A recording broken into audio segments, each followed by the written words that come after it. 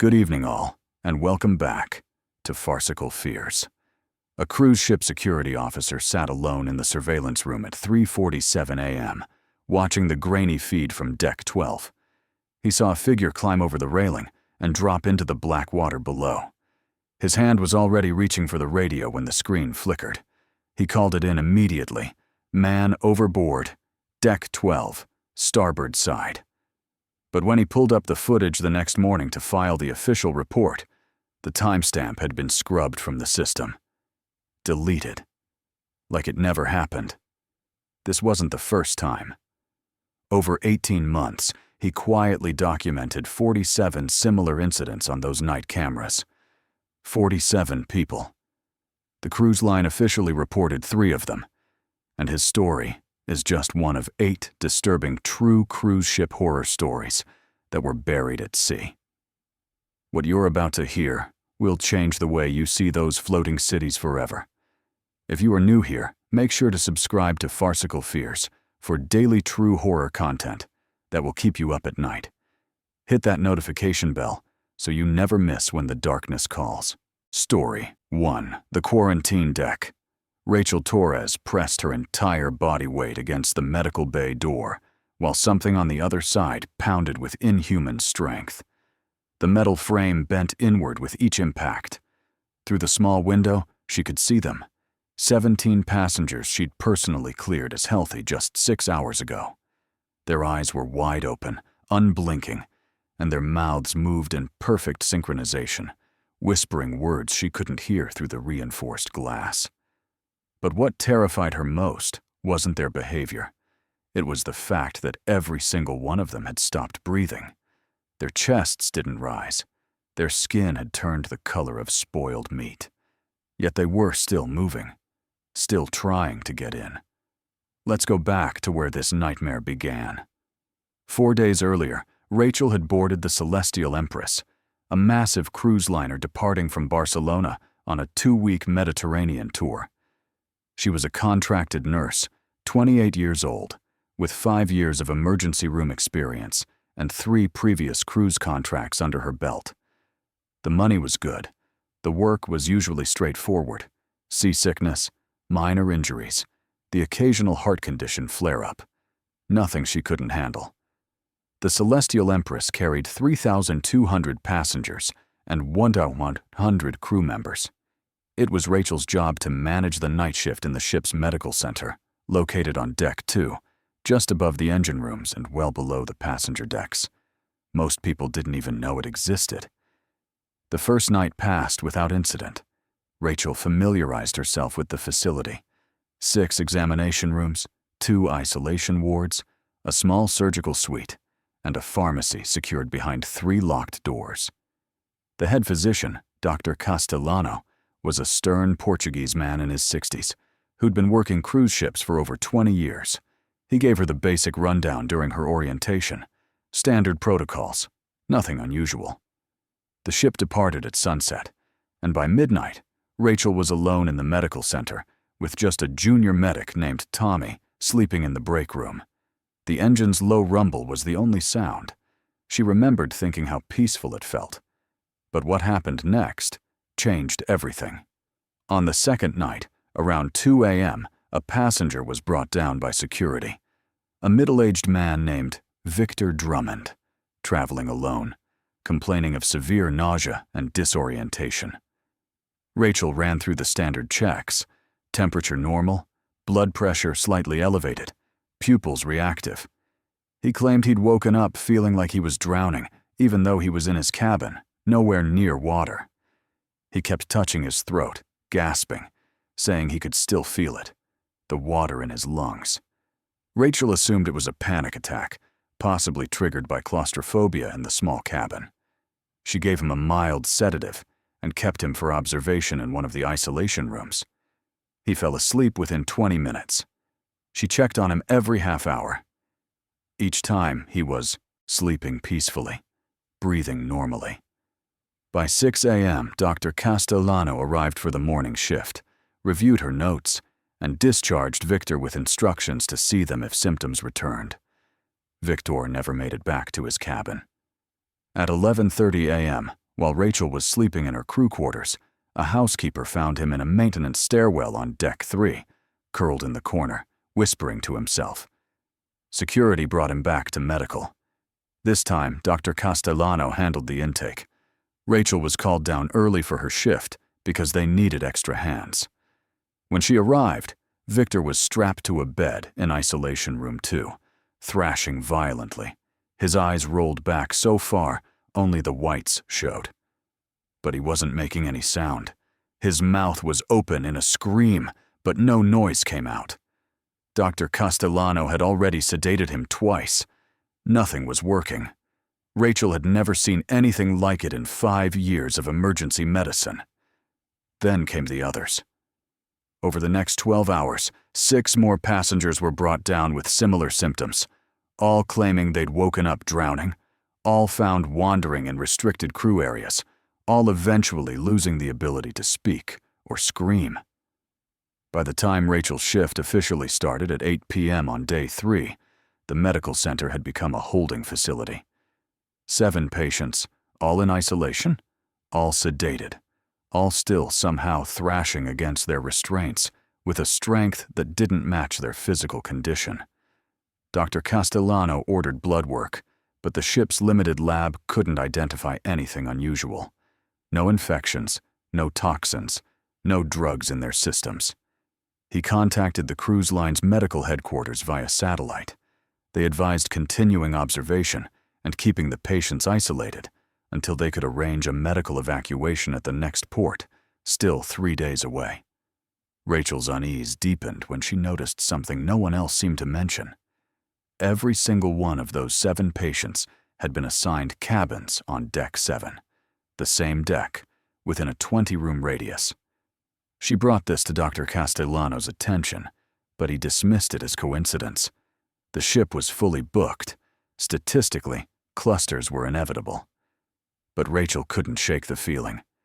She pulled up the cabin assignments on the medical database. Rooms, 714 through 733, all located in the aft section, directly above the medical bay, directly above where she was standing. That night, at exactly 3:47 a.m., all 7 patients stopped moving at the same time. Rachel was in the corridor between isolation rooms when it happened. One moment, the sounds of thrashing and bed frames rattling filled the space. The next moment, absolute silence. She froze. The sudden quiet was more disturbing than the noise had been. She moved to the nearest window, looking into isolation room 1. The patient inside, a woman named Claudia, was sitting upright on the bed, perfectly still, staring directly at the door. Not at Rachel. At the door. Her restraints had been torn, not unbuckled, torn. The leather straps hung in shreds, but what happened next changed everything. Claudia stood up, slowly. Her movements were mechanical, jointless, like a marionette being pulled by invisible strings. Then she walked to the door and pressed both palms against it. Her mouth opened, and though Rachel couldn't hear anything, she could see Claudia's lips moving, whispering. Rachel's instincts screamed at her to run, but her training kept her rooted. She moved to the next window. Same thing. The man inside was standing at his door, palms pressed flat, mouth moving silently. She checked all 7 rooms. Every patient was doing the exact same thing. Standing, whispering, waiting. Rachel's hand shook as she reached for the phone to call Dr. Castellano, but before she could dial, the lights in the medical bay flickered. Once. Twice. Then the backup generators kicked in, bathing everything in dim red emergency lighting. The main power had cut out, something that wasn't supposed to happen on a ship this modern. Through the isolation room windows, she could see the patients more clearly now in the red glow. Their eyes were open, but their pupils had dilated so much they looked completely black. And they were still whispering, all of them, their mouths moving in perfect unison, like they were reciting the same prayer. Tommy, the junior medic, burst into the corridor, flashlight in hand. He'd been in the pharmacy when the lights went out. He looked terrified. Rachel tried to explain what she was seeing, but he cut her off. The other isolation ward, the one on the opposite side of the medical center where they'd placed the overflow patients, was empty. The doors were unlocked from the inside. 4 patients, gone. Dr. Castellano was already on his way down, but security was being called to every deck because passengers were reporting disturbances. People wandering the hallways, knocking on doors, whispering. Rachel and Tommy secured the remaining patients' doors with the external bolts, a redundancy system that could only be opened from the corridor. The 7 patients didn't react. They just kept standing there, whispering, palms pressed against the reinforced glass. Dr. Castellano arrived 17 minutes later, out of breath, his usually composed demeanor completely shattered. He'd been stopped on deck 5 by a group of passengers who were standing in the middle of the corridor, blocking his path. When he tried to move past them, they grabbed him. He had scratch marks on his arms and his shirt was torn. He said their hands were cold. Not cool, not room temperature. Cold like they'd been packed in ice. The ship's communication system crackled to life. The captain's voice, strained and clipped, announced that all passengers should return to their cabins immediately due to a medical emergency. Crew members were to report to their stations and await further instructions. Do not open your cabin doors for anyone except identified security personnel. The announcement repeated 3 times, then cut off. Rachel felt her stomach drop. A cruise ship locking down completely was almost unheard of. It meant the situation on the passenger decks was far worse than what they were seeing in medical. But the real horror was only beginning. At 4:33 a.m., the 7 isolated patients moved simultaneously. They stepped back from their doors, turned to face the rear walls of their rooms, and began pounding. Not on the doors, on the walls. The metal walls that separated the isolation rooms from the rest of the medical bay's infrastructure. The sound was deafening, a rhythmic booming that echoed through the corridors. Rachel shouted for them to stop, but they didn't acknowledge her. They just kept pounding over and over, their fists smashing into the metal with enough force that she could see dents forming. Tommy grabbed the phone to call security, but the line was dead. The entire internal communication system had gone down. Dr. Castellano made the decision to sedate the patients again, higher doses this time, enough to render them completely unconscious. Rachel prepared the syringes while Tommy gathered the restraints. They'd have to go in one at a time. The protocol was clear. Never enter an isolation room with a violent patient alone, but they had no choice. Dr. Castellano would go first.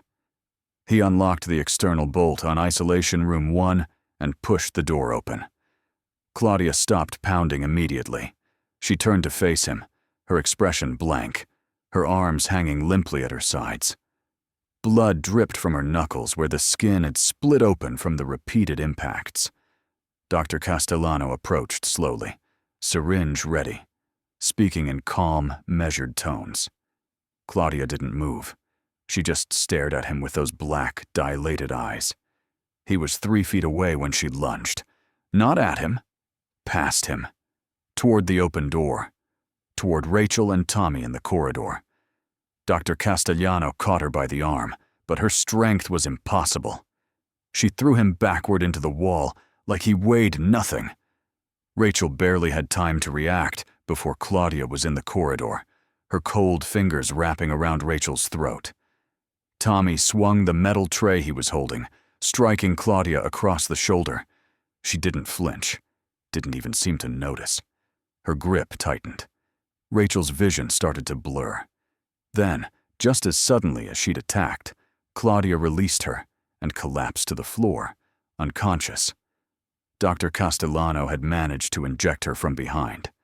They dragged Claudia back into the room and sealed the door. Rachel's throat was bruised, her hands shaking uncontrollably. Dr. Castellano was breathing hard, leaning against the wall. He looked at Rachel and said something that made her blood freeze. "This isn't a virus. This isn't anything medical. They need to turn the ship around now. But when he tried to reach the bridge using the emergency phone in his office, no one answered. The pounding stopped. All 7 patients in all 7 rooms stopped at exactly the same moment. The silence was worse than the noise. Rachel moved to the nearest window, her heart hammering. The patient inside, a young man named Eric, was standing perfectly still in the center of the room, facing the door. His mouth was moving again, whispering. But this time, Rachel could hear it. Not through the walls or the glass. Inside her own head. A voice that wasn't hers, whispering the same words over and over. "Let us in. Let us in. Let us in." She stumbled backward, clutching her head. Tommy was hearing it too. He dropped to his knees, hands over his ears, shouting for it to stop. Dr. Castellano grabbed Rachel by the shoulders, forced her to look at him. He told her to focus, to breathe, to shut it out. But the whispering was getting louder, filling every corner of her mind. And then the pounding started again. But this time, it wasn't coming from the isolation rooms. It was coming from above. From deck 3. From deck 4. From everywhere. Hundreds of fists pounding on metal, on walls, on doors. The medical bay door burst open. 10 passengers stumbled in, all of them with the same blank expressions, the same black eyes, the same mechanical movements. They didn't rush. They walked slowly, deliberately, toward Rachel and the others. Dr. Castellano shouted for them to stop, but they didn't respond. They just kept coming. Rachel grabbed Tommy and pulled him toward the rear exit, the one that led to the maintenance corridors. Dr. Castellano was right behind them. They slammed the door shut and locked it. But the pounding started immediately. Fists, dozens of them, hammering against the metal. Rachel, Tommy, and Dr. Castellano ran through the narrow maintenance passageway, the emergency lights casting long, flickering shadows. Behind them, the sound of metal tearing echoed through the corridor. They weren't going to hold that door for long. Dr. Castellano led them to a service elevator, one used exclusively by engineering crew. They crammed inside, and Dr. Castellano hit the button for Deck 8, the highest crew-accessible level. The elevator lurched upward. For 30 seconds, the only sound was their ragged breathing. Then the elevator stopped. Not at Deck 8, between Decks 4 and 5. The lights inside flickered and died. In the darkness, Rachel heard it again. The whispering. But this time, it was coming from outside the elevator, from the walls, from everywhere. "Let us in. Let us in. Let us in." Tommy was sobbing. Dr. Castellano was trying to pry open the doors manually, but they wouldn't budge. Rachel pressed herself into the corner, every nerve screaming. Then the elevator dropped. Not fell. Dropped in a controlled descent. Straight down past Deck 2, past Deck 1, into a section of the ship Rachel didn't even know existed. The doors opened. Rachel found herself staring into a long, dark corridor she'd never seen on any ship schematic. The walls were older, rusted, covered in something that looked like water stains, but glistened in a way water shouldn't. Dr. Castellano stepped out first, his flashlight cutting through the darkness. Tommy refused to move. Rachel forced herself to follow Dr. Castellano, every instinct screaming at her to stay in the elevator, but staying meant being trapped. The corridor stretched ahead, disappearing into shadow, and at the far end, barely visible, were figures. Standing, waiting, whispering. Dr. Castellano turned to Rachel and said the last words she would ever hear him speak. "This ship has a quarantine deck. It's been here since the beginning. They built it for something that happened a long time ago, and we just woke it up." Then the figures at the end of the corridor moved. Not toward them. They turned and walked deeper into the darkness, and the whispering stopped. Dr. Castellano followed them. Rachel tried to grab his arm, to pull him back, but he shrugged her off. He walked into that darkness and disappeared. Rachel ran back to the elevator. Tommy was still there, catatonic. She dragged him out and hit every button, but nothing happened. The elevator was dead. She had no choice but to go back into that corridor, but Dr. Castellano was gone. The figures were gone. The only sound was the distant hum of the ship's engines and the dripping of something wet hitting metal. Rachel pulled Tommy through the corridor, searching for stairs, for another elevator, for any way back up. And that's when she found the room. A massive chamber, filled with hospital beds, hundreds of them, all empty, all covered in the same glistening residue. And on the far wall, painted in something dark and dried, were words in a language Rachel didn't recognize.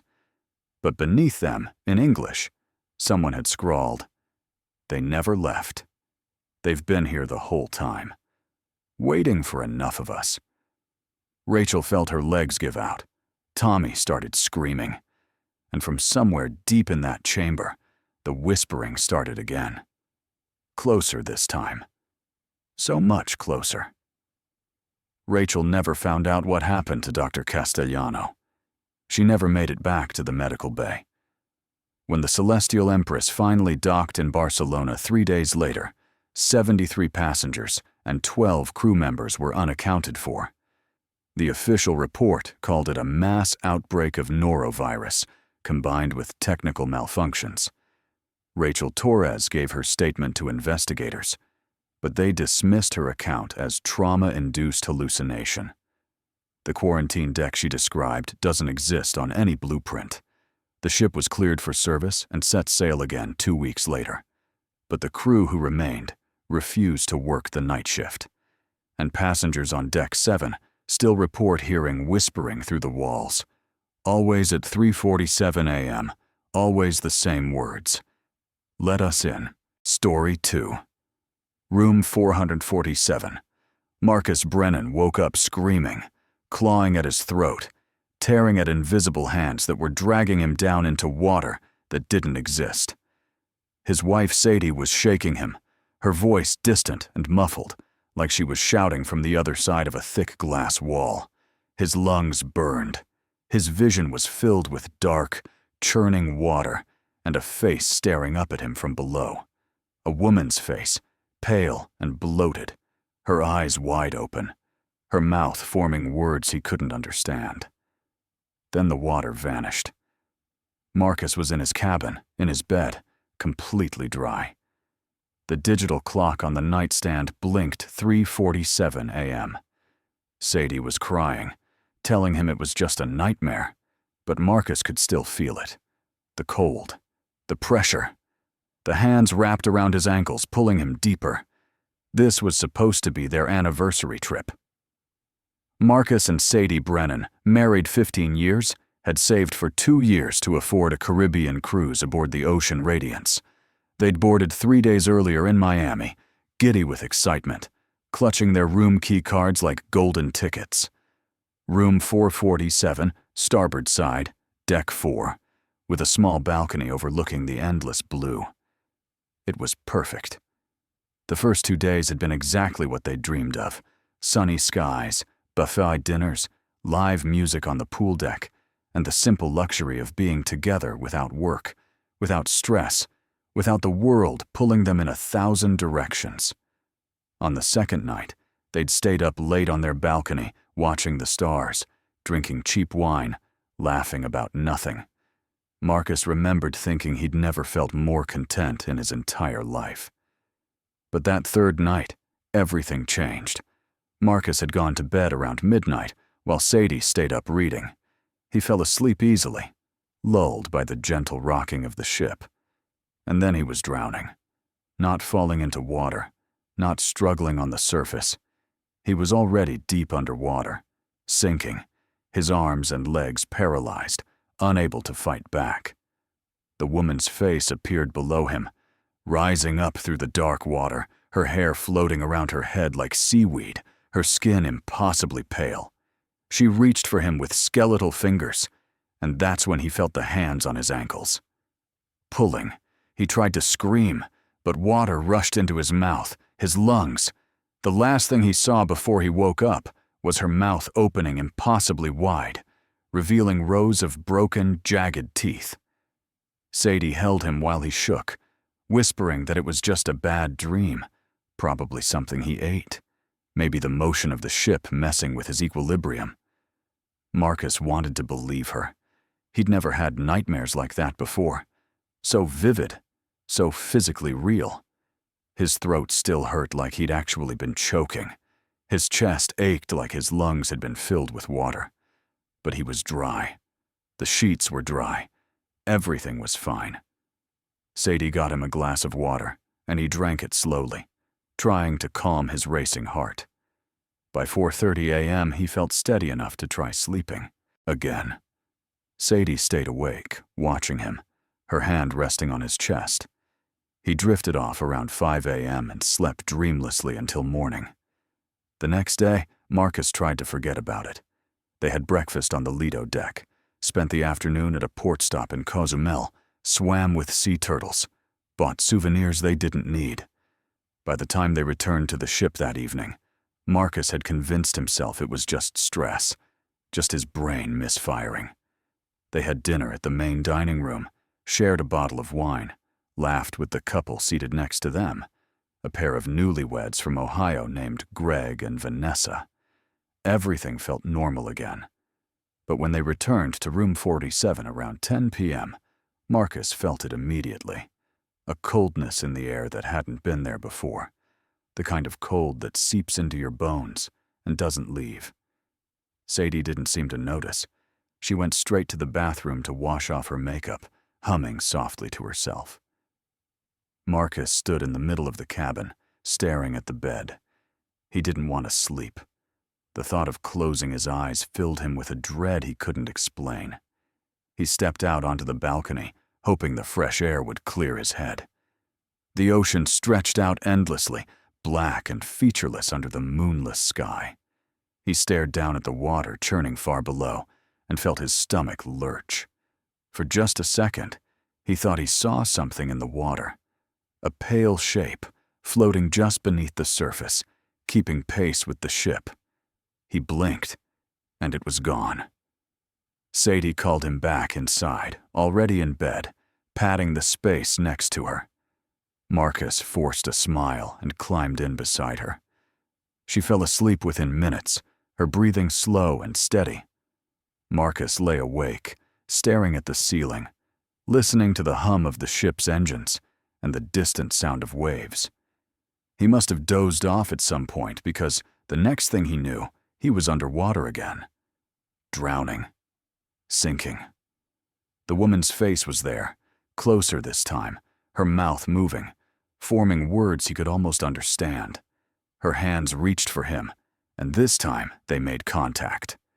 Ice-cold fingers wrapped around his wrists, his throat, his chest. He tried to scream, tried to fight, but his body wouldn't respond. The water pressed in from all sides, crushing him, filling him. And then he saw it. The ship, above him, moving away, leaving him behind in the dark, endless depths. He woke up gasping, his hands clawing at the sheets. 3:47 a.m. again. Sadie was already awake this time, sitting up, staring at him with wide, frightened eyes. She'd had the same dream, the exact same dream. She described it in detail. The sinking, the paralysis, the woman's face, the skeletal hands. Marcus felt his blood turn to ice. It wasn't possible. People didn't share dreams. But Sadie was shaking, tears streaming down her face, describing things she couldn't have known unless she'd seen them too. The woman's broken teeth, the way the water tasted like metal and salt and something rotten, the feeling of hands on her ankles dragging her down. They didn't sleep the rest of that night. They sat together on the balcony, wrapped in blankets, too terrified to go back inside, too terrified to close their eyes. When the sun finally rose, they went straight to guest services. Sadie demanded they be moved to a different room. The woman at the desk, a cheerful blonde named Kelly, seemed confused. Was there a problem with the cabin? A maintenance issue?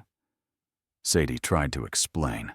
The nightmares, the cold, the feeling that something was wrong with that room. Kelly's smile faltered for just a second. Then she typed something into her computer, frowned, and said she'd see what she could do. But what happened next changed everything. Kelly told them there were no available cabins. The ship was fully booked for the rest of the cruise. She could put them on a waiting list in case someone disembarked early at the next port, but that was the best she could offer. Marcus asked if there was anything at all, in the system about room 447. Any complaints from previous passengers? Any incidents? Kelly's face went carefully blank. She said she couldn't discuss other guests' experiences due to privacy policies. But the way she said it, the way her fingers hesitated over the keyboard, told Marcus everything he needed to know. Other people had complained about that room. They spent the day avoiding their cabin, wandering the ship, trying to distract themselves. But everywhere they went, Marcus felt like he was being watched. He'd catch glimpses of movement in his peripheral vision. A pale figure standing at the end of a corridor, disappearing around a corner. He'd turn to look, and there'd be nothing there. Sadie felt it too. She kept grabbing his arm, asking if he'd seen it.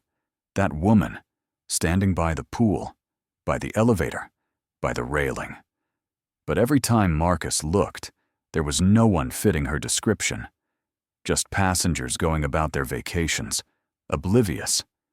That night, they tried to stay awake. They turned on all the lights, put on the TV, sat on the balcony with the door open. Marcus made coffee using the small machine in the cabin. They talked, played cards, did anything to keep their minds occupied. But exhaustion crept in. Around 2 a.m., Sadie's eyes started to close. Marcus shook her gently, trying to keep her awake, but his own eyelids felt like lead weights. He remembers thinking, just for a second, that maybe if they both stayed awake past 3:47 a.m., the dreams wouldn't come. He remembers checking the clock. 3:15 a.m., and then he was underwater. This time was worse. This time, the woman was waiting for him. Not below him, right in front of him, her face inches from his, her dead eyes staring into his soul. Her mouth opened, and a voice came out, distorted and gurgling, but unmistakably clear. "You're in my room." Marcus tried to swim away, but her hand shot out, grabbing his face, her fingers digging into his skin. He could feel his flesh tearing, could feel the water rushing in through the wounds.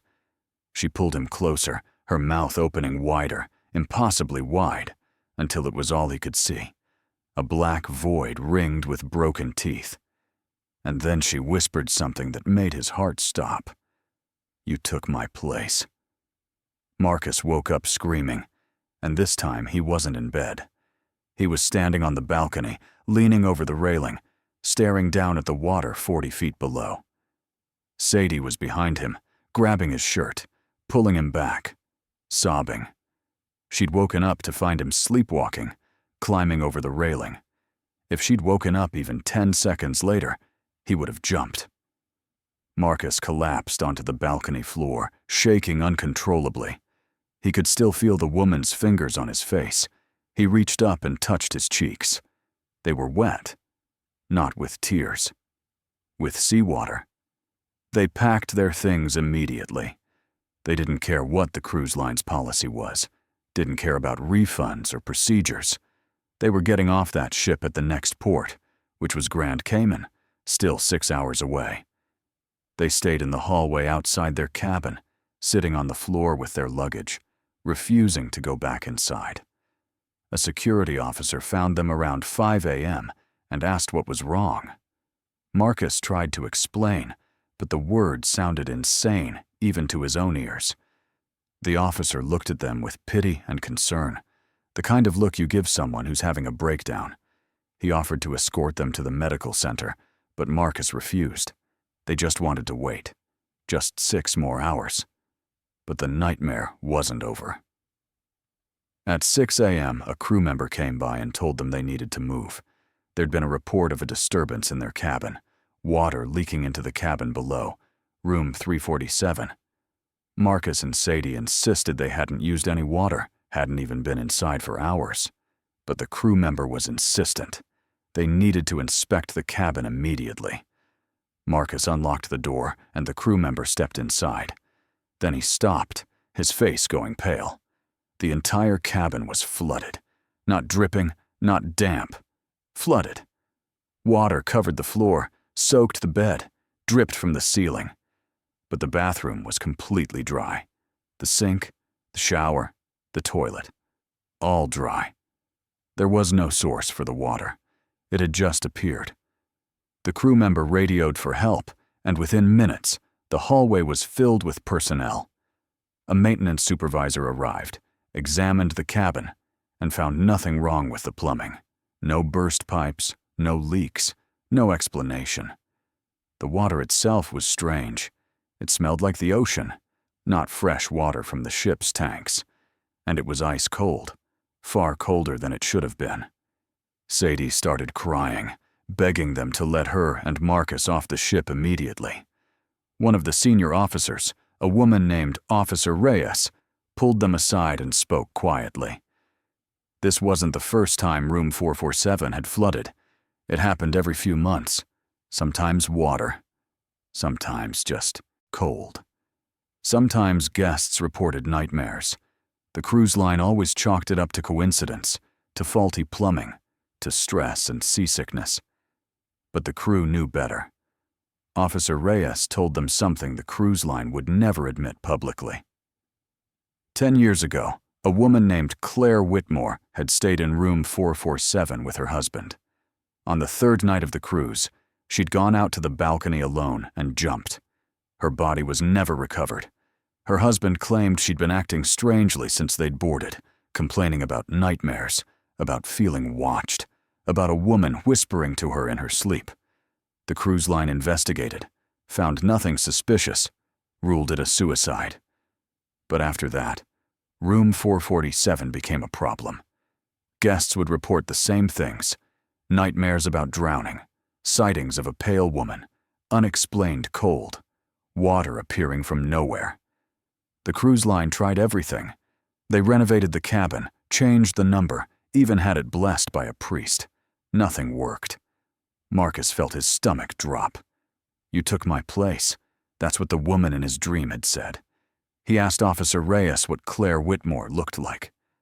Reyes pulled out her phone, did a quick search, and showed him a photo from a news article about the incident. Marcus felt the world tilt. It was her. The woman from his dreams. Pale skin, dark hair, the same face that had stared at him from beneath the water.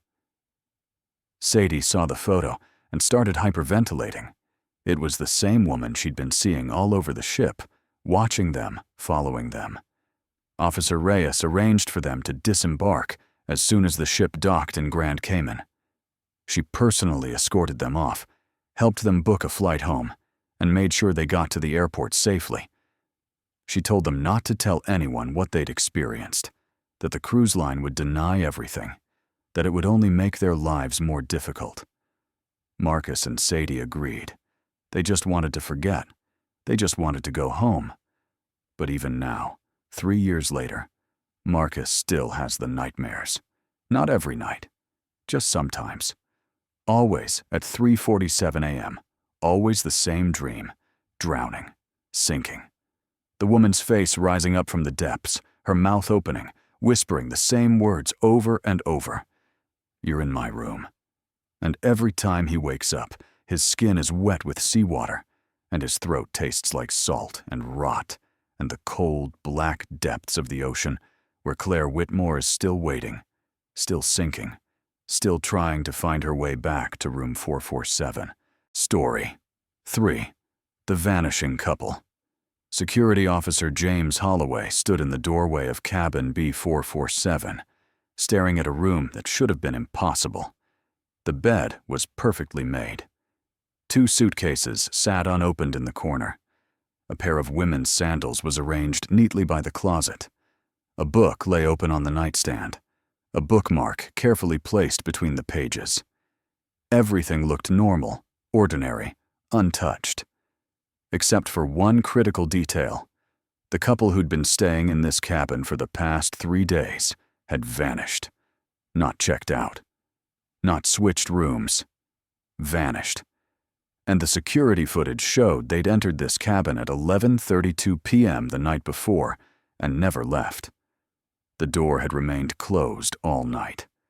The balcony door was locked from the inside. There was no other way out. Yet when the cabin steward had knocked that morning for turn-down service, no one answered. When they'd used the master key to enter, the cabin was empty. Completely empty. Let's go back to where this investigation began. The Alaskan Dream was a mid-sized cruise ship carrying 1-800 passengers on a 7-day voyage through Alaska's Inside Passage. James Holloway had worked cruise ship security for 11 years, and he'd seen almost everything. Theft, fights, medical emergencies, even the occasional jumper. But he'd never seen anything like this. The missing couple was Dylan and Harper Chen, newlyweds from Seattle on their honeymoon. They'd boarded in Vancouver 4 days ago, all smiles and excitement, posting photos on social media, eating at every restaurant, attending every show. They were the kind of passengers cruise lines loved, young, enthusiastic, visibly happy. James had noticed them a few times during routine patrols. They'd seemed perfectly normal. No arguments, no signs of distress, no red flags whatsoever. The last confirmed sighting of Dylan and Harper was at 10:47 p.m. on day 3 of the cruise. They'd attended the evening comedy show in the main theater, had drinks at the Sky Lounge, and then returned to their cabin. Multiple witnesses saw them laughing, holding hands, completely relaxed. The hallway camera on Deck 4 captured them entering cabin B467 at exactly 11:32 p.m. Dylan swiped his keycard, pushed open the door, and stepped inside. Harper followed, pulling the door closed behind her. The timestamp on the footage was clear and unmistakable, and then nothing. For the next 9 hours and 43 minutes, the door never opened. No one entered. No one left. At 9:15 a.m. the next morning, cabin steward Maria Gonzalez knocked on the door for her scheduled turn-down service. No answer. She knocked again, called out, waited. Still nothing. This wasn't unusual. Many guests slept in, especially after a late night. So Maria moved on to the next cabin, making a note to return later. At 11:30 a.m. she tried again. Still no answer. Now she was concerned. The Do Not Disturb sign wasn't on the door, and she knew the Chens had an excursion booked for noon, a Overboard glacier tour they'd been excited about. She radioed her supervisor, who authorized her to use the master key and check if everything was okay. Maria pushed open the door and immediately knew something was wrong. The cabin was dark, the curtains drawn. She called out, "Housekeeping," and flipped on the lights.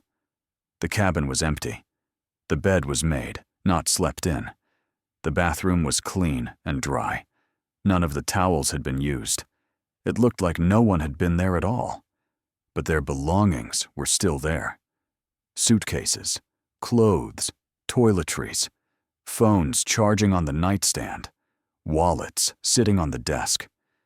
People don't disappear and leave behind their phones and wallets. Maria immediately called security. James arrived within 5 minutes. He conducted a quick search of the cabin, checked the bathroom, looked in the closet, stepped out onto the balcony. Nothing. The balcony door was locked from the inside, the bolt secure. The drop to the water was 70 feet. If someone had gone overboard, there would be signs of struggle, disturbed furniture, something. But the cabin was pristine. James radioed the bridge, reported the situation, and requested immediate access to all security footage. The ship's captain, Captain Nordstrom, authorized a full sweep of the vessel. Every public area, every deck, every restricted zone. A missing persons protocol was initiated. This was serious. The security team reviewed the footage from every camera in the corridor. The timestamp was irrefutable. 11:32 p.m. Dylan and Harper enter cabin B447.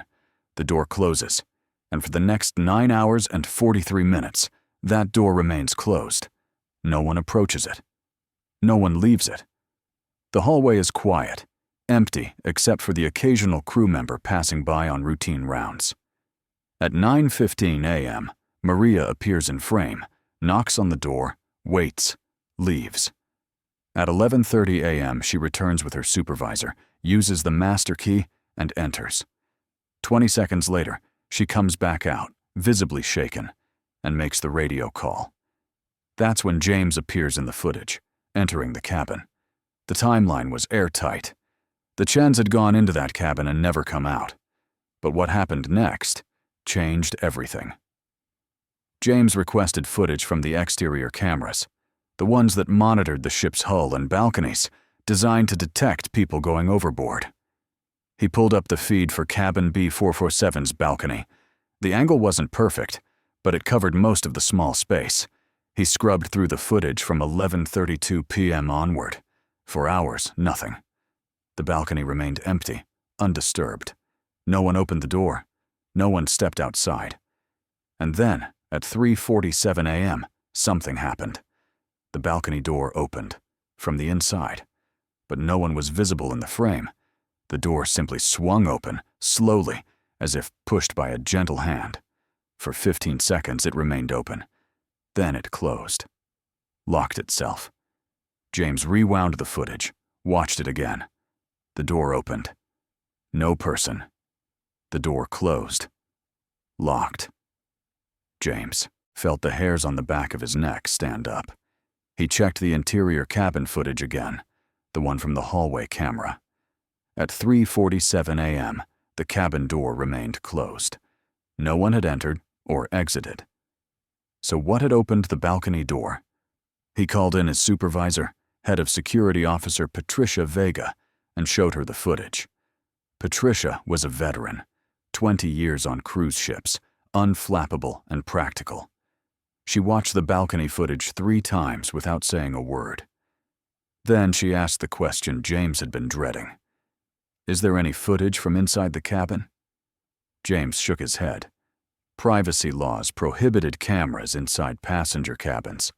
The only coverage was hallways, public spaces, and exterior areas. Patricia made the decision to escalate. She contacted the ship's technical crew and had them check the electronic lock logs for cabin B447.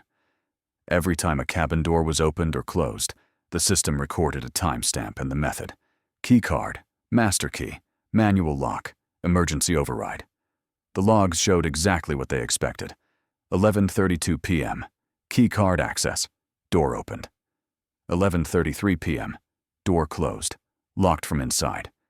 And then nothing until 11:30 a.m., when Maria used the master key. No other entries, no other exits. The balcony door wasn't on the electronic system. It was a manual lock, so there was no record of it opening at 3:47 a.m. But the footage didn't lie. The ship-wide search turned up nothing. Dylan and Harper Chen were not in any public area, not in any restaurant, not in any lounge or theater or deck. They weren't in the medical bay, the crew quarters, or any restricted engineering space. Security checked every possible hiding spot, every storage room, every maintenance corridor. The ship's manifest confirmed they hadn't disembarked at the last port. They were somewhere on this vessel, or they'd gone overboard. But if they'd gone overboard, where were the signs? Where was the evidence? Captain Nordstrom ordered the ship to reduce speed, while the Coast Guard was contacted. The ship was still 2 days from its next port in Juneau, Alaska, but protocols required immediate notification of missing passengers. James was tasked with searching the cabin more thoroughly, looking for anything, a note, a clue, anything that might explain what had happened. He entered cabin B447 with 2 other officers, and they began a meticulous search. They went through every suitcase, every piece of clothing, every pocket, every drawer. Harper's purse was on the desk, her ID and credit cards inside. Dylan's wallet contained $340 in cash. Their phones were both unlocked, no passcodes.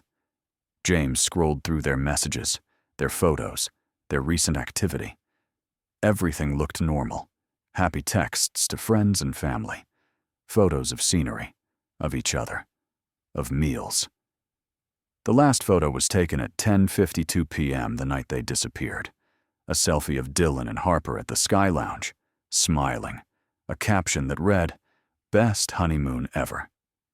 James opened the book on the nightstand.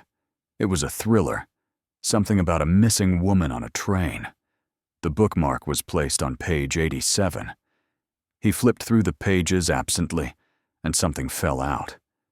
A piece of paper, folded into a small square. James unfolded it carefully. It was a handwritten note, the handwriting shaky and hurried. "She keeps knocking. We can hear her outside. But when we look through the peephole, no one is there. Dylan says I'm imagining it, but I'm not. She's real, and I think she's getting closer." James's blood ran cold. The note wasn't signed, but the handwriting matched samples from Harper's customs form. He showed the note to Patricia. She read it twice, her expression grim. They checked the hallway footage again, specifically the hours before the Chens returned to their cabin. From 8 p.m. to 11:32 p.m., they reviewed every second. No one had knocked on cabin B447's door. No one had even walked past it, except for routine crew patrols. If Harper had heard knocking, it wasn't captured on camera. Patricia asked the uncomfortable question. Was Harper experiencing some kind of psychological episode? James didn't have an answer. But the note was real.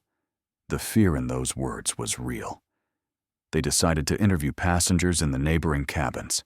Maybe someone had heard something. Voices, movement, anything unusual. James knocked on cabin B445, directly across the hall. An elderly couple answered, the Hendersons, retired teachers from Oregon.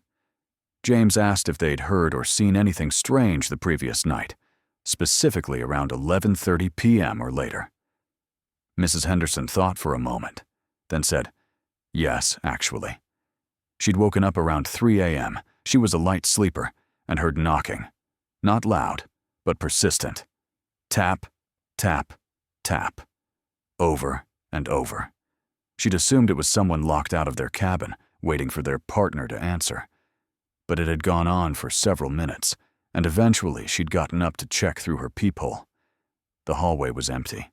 Completely empty. Yet she could still hear the knocking, faint but steady, coming from somewhere nearby. James felt his stomach tighten. 3 a.m., just before 3:47 a.m. when the balcony door had mysteriously opened. He asked Mr. Henderson if he'd heard anything. Mr. Henderson nodded. He'd heard it too. And he'd heard something else. A voice. A woman's voice, soft and muffled, like someone speaking through a door. He couldn't make out the words, but it sounded like she was pleading, asking to be let in. He'd gone to the peephole as well, seen nothing, and eventually went back to bed, chalking it up to strange ship acoustics or a drunk passenger in the wrong hallway. James interviewed the couple in cabin B449 on the other side of the Chen's cabin. They'd heard nothing unusual. They'd gone to bed early and slept through the night. But the couple in cabin B441, 2 doors down, reported something odd. Around midnight, just after they'd turned off the lights, they'd heard footsteps in the hallway. Slow, deliberate footsteps, pacing back and forth. They'd assumed it was someone on their phone, walking while they talked. But the footsteps had continued for over an hour. Back and forth, always in the same small section of hallway, right outside the Chen's cabin. Eventually, the footsteps stopped. Around 1 a.m., maybe later. James reviewed the hallway footage again, this time focusing on midnight to 1 a.m. The hallway was empty. No one was walking back and forth. No one was pacing. Yet multiple passengers had heard footsteps. He felt a creeping sense of unreality, like the evidence was contradicting itself, like the ship itself was lying to him. Patricia suggested they bring in the ship's IT specialist to verify the footage hadn't been tampered with. The specialist, a young woman named Keiko, ran a full diagnostic on the security system. Everything checked out.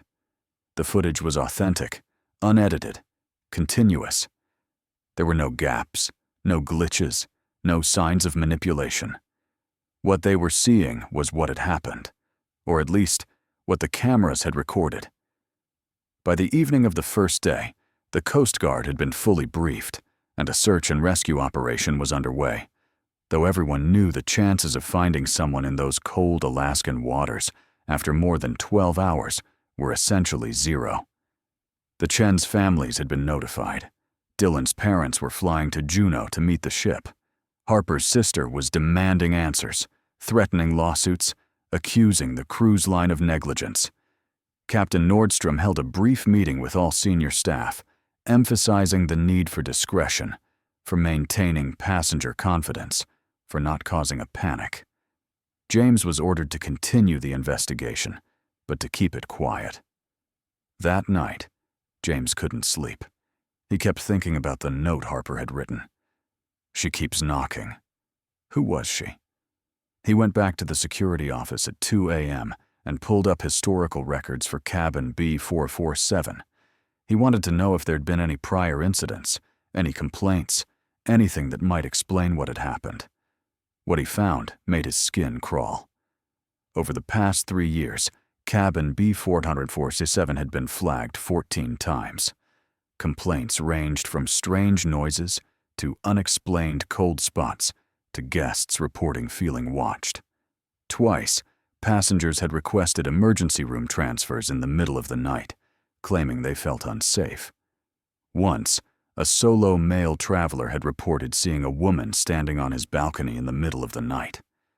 When he'd opened the balcony door to confront her, no one was there. The railing was wet, like someone had just climbed over it. But there was no way anyone could have climbed between balconies. They were separated by solid dividers. James dug deeper. 5 years ago, before these incidents started, there'd been a death in cabin B447. A woman named Nadia Petrov, traveling alone, had been found dead in the cabin by housekeeping. The initial report listed it as natural causes, a heart attack. But the autopsy later revealed drowning. Drowning. On a cruise ship, in a cabin. The medical examiner had been baffled. Her lungs were filled with seawater, but there was no water in the cabin. No evidence she'd been in the pool or the ocean. The case had been closed as unexplained, possibly a freak medical incident, some rare condition that mimicked drowning. Nadia Petrov had been 31 years old. She'd been on her honeymoon, alone. Her husband, according to the report, had disappeared the night before her body was found. He'd never been located.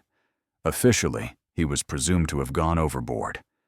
But no one had seen him jump. No one had reported hearing or seeing anything. James felt his hands shaking as he read the report. The parallels were impossible to ignore. A couple on their honeymoon, a disappearance, a death. And now, 5 years later, another honeymoon couple vanishing from the exact same cabin. He printed out every document, every report, every complaint related to cabin B447 and brought them to Patricia. She read through them in silence, her face growing paler with each page. When she finished, she looked at James and said something he'd never expected to hear from her. "We need to seal that cabin. No one goes in. No one stays there. Ever." But it was too late. At 3:47 a.m. that night, exactly 24 hours after the Chens had vanished, housekeeping staff on Deck 4 reported water flooding out from under the door of cabin B447. James and Patricia rushed to the scene. Water was pouring into the hallway, soaking the carpet, spreading toward the neighboring cabins. They unlocked the door and pushed it open. The cabin was flooded. Not damp, not leaking. Flooded. Water covered the floor, ankle deep, sloshing against the furniture. The bed was soaked. The balcony door was open, banging against the frame in the wind. And standing in the middle of the cabin, dripping wet, was a woman. She was pale, almost translucent. Her hair plastered to her face, her clothes torn and waterlogged. She stared at James with hollow eyes and opened her mouth. Seawater poured out, splashing onto the flooded floor. Then she spoke, her voice gurgling and wet. "They're with me now." James stumbled backward, his mind refusing to process what he was seeing. Patricia grabbed his arm, pulling him out of the cabin. They slammed the door shut, locked it, and backed away. The water stopped flowing from under the door immediately. They stood in the hallway, soaking wet, breathing hard, staring at the closed door. Patricia pulled out her radio and called for the captain, for engineering, for anyone who could explain what they'd just seen. But before anyone arrived, the water in the hallway began to recede, soaking back into the carpet, evaporating like it had never been there. James looked at Patricia. She looked back at him. Without a word, they opened the door to cabin B447 again. The cabin was dry, completely dry. The bed was made. The floor was spotless. The balcony door was closed and locked from the inside. There was no water, no woman, no evidence that anything had happened. James stepped inside, his heart pounding, and checked every surface. Dry. He touched the carpet. Dry. He opened the balcony door and stepped outside. The railing was dry. The night air was cold and still. Below, the black water of the Alaskan Passage churned silently.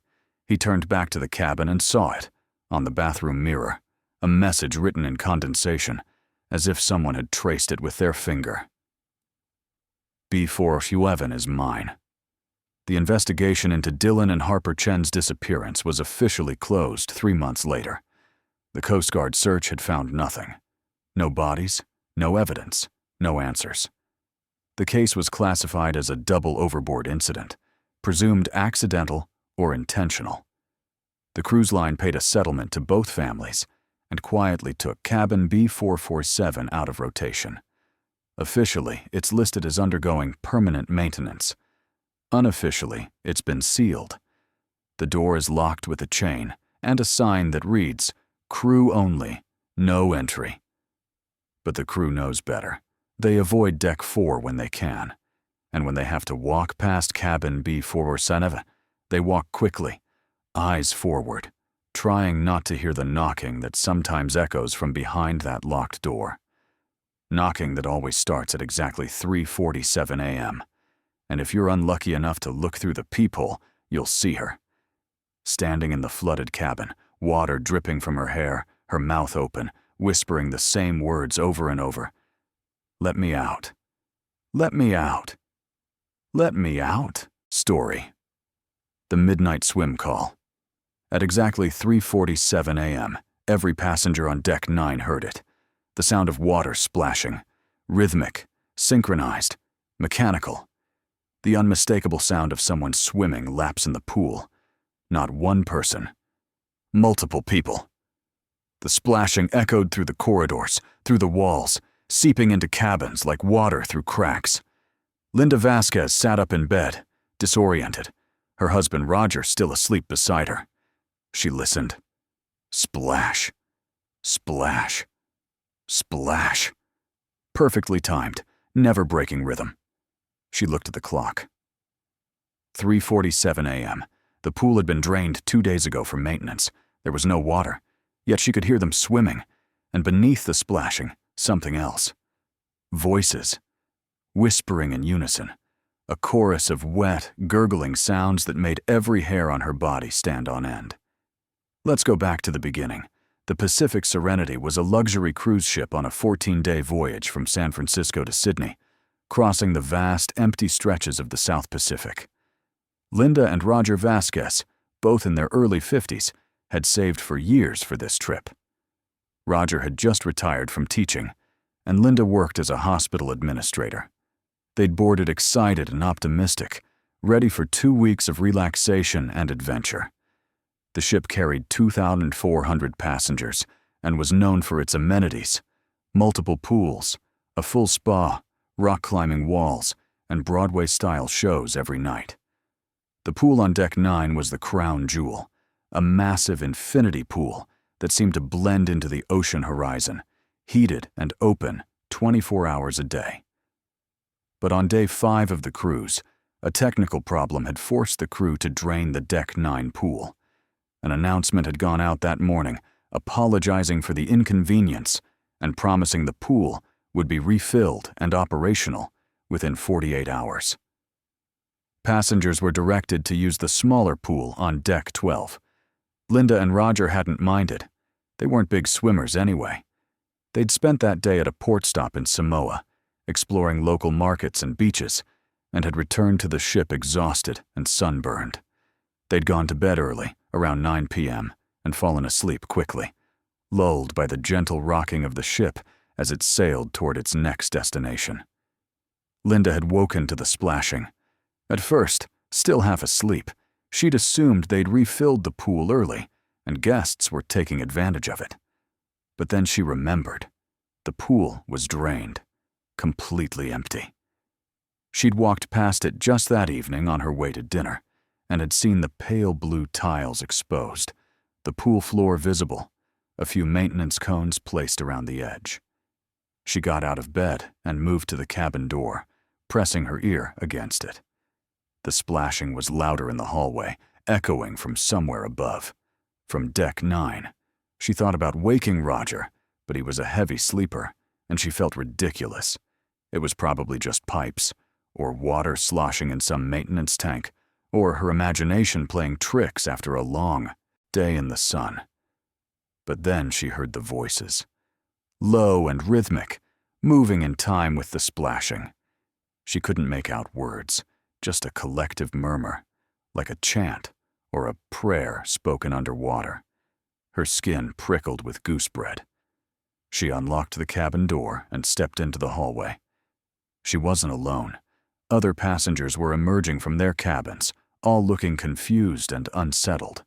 A man in a bathrobe stood a few doors down, staring at the ceiling.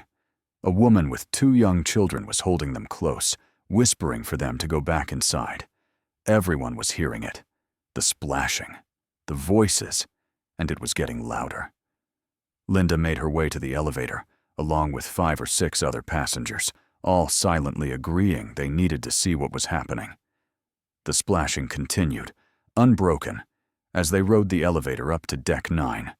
When the doors opened, the sound was deafening. Splash, splash, splash. It echoed down the empty corridors, bouncing off the walls, impossibly loud for something that shouldn't exist. Linda followed the sound, her heart pounding, until she reached the pool deck. The doors were closed, but not locked. She pushed them open and stepped outside into the warm night air. And she stopped dead. The pool was empty, bone dry. The blue tiles gleamed under the deck lights, not a drop of water anywhere. But the splashing continued, loud, rhythmic, synchronized, coming from the empty pool. Linda walked to the edge and looked down. There was nothing there, just tiles and drain grates. Yet the sound persisted, as if dozens of invisible swimmers were moving through water that didn't exist. She reached out, her hand hovering over the pool floor, and felt it. Cold. Not air temperature cold, ice cold, like her hand was submerged in freezing water. She yanked it back, gasping. Behind her, the other passengers had arrived, standing frozen at the pool's edge, staring into the emptiness, hearing the same impossible sounds. But what happened next changed everything. At exactly 4:02 a.m., the splashing stopped. Instantly. Total silence. The sudden absence of sound was more disturbing than the noise had been. Linda looked around at the other passengers. No one spoke. No one moved. They just stood there, waiting, listening. And then the whispering started. Not from the pool, from behind them. Linda turned slowly and saw them. People. Standing at the far end of the pool deck, in the shadows beyond the light. 20, maybe 30 figures, perfectly still, facing the pool. She couldn't make out their faces, but she could see their outlines. Men, women, children, all standing in perfect rows, all dripping wet. One of the other passengers, a young man named Trevor, called out, "Hello, are you okay?" No response. The figures didn't move. Trevor took a step toward them, and Linda grabbed his arm, instinctively pulling him back. Something was wrong. Something was very wrong. The figures began to walk forward, moving in unison. Their footsteps, silent despite the wet trails they left behind. As they moved into the light, Linda saw their faces. Pale, expressionless. Eyes open but unfocused. Their clothes clung to their bodies, soaked through, water dripping steadily onto the deck. Their mouths hung open, and from each one came that whisper, that collective murmur, all speaking the same words in a language Linda didn't recognize. Trevor pulled out his phone and tried to dial security, but there was no signal. None of them had signal. The ship's Wi-Fi was down. They were alone on this deck with these dripping figures, who kept walking forward, slow and deliberate, closing the distance. Linda backed toward the pool, along with the others, trapped between the empty basin and whatever these things were. One of the women in the group, a passenger named Diane, started crying, begging them to stop, asking what they wanted. The figures didn't respond. They just kept coming. And then, when they were less than 10 feet away, they stopped. All at once. They stood there, dripping, whispering, staring with those empty eyes. Linda heard a sound behind her and turned. The pool was filling. Not from any visible source. It was just filling. Water rising from the tiles themselves, seeping up from the drain grates, appearing from nowhere. Within seconds, it was ankle deep. Within a minute, knee deep. The water was ice cold, black, and smelled like the ocean, like salt and rot and deep, dark places where sunlight never reached. The passengers scrambled away from the rising water, but there was nowhere to go. The figures blocked the exit. The water kept rising, waist deep, chest deep. Linda tried to run, tried to push past the figures, but they grabbed her with hands that felt like ice, like dead things pulled from a freezer. Their grips were impossibly strong. She was dragged backward into the rising water, her screams swallowed by the sound of splashing, of dozens of hands pulling her under. She went under the surface, her eyes open, and saw them. Hundreds of people beneath the water, floating in the black depths, their eyes open, their mouths moving, whispering. She recognized some of them from photos in the ship's memorial hallway.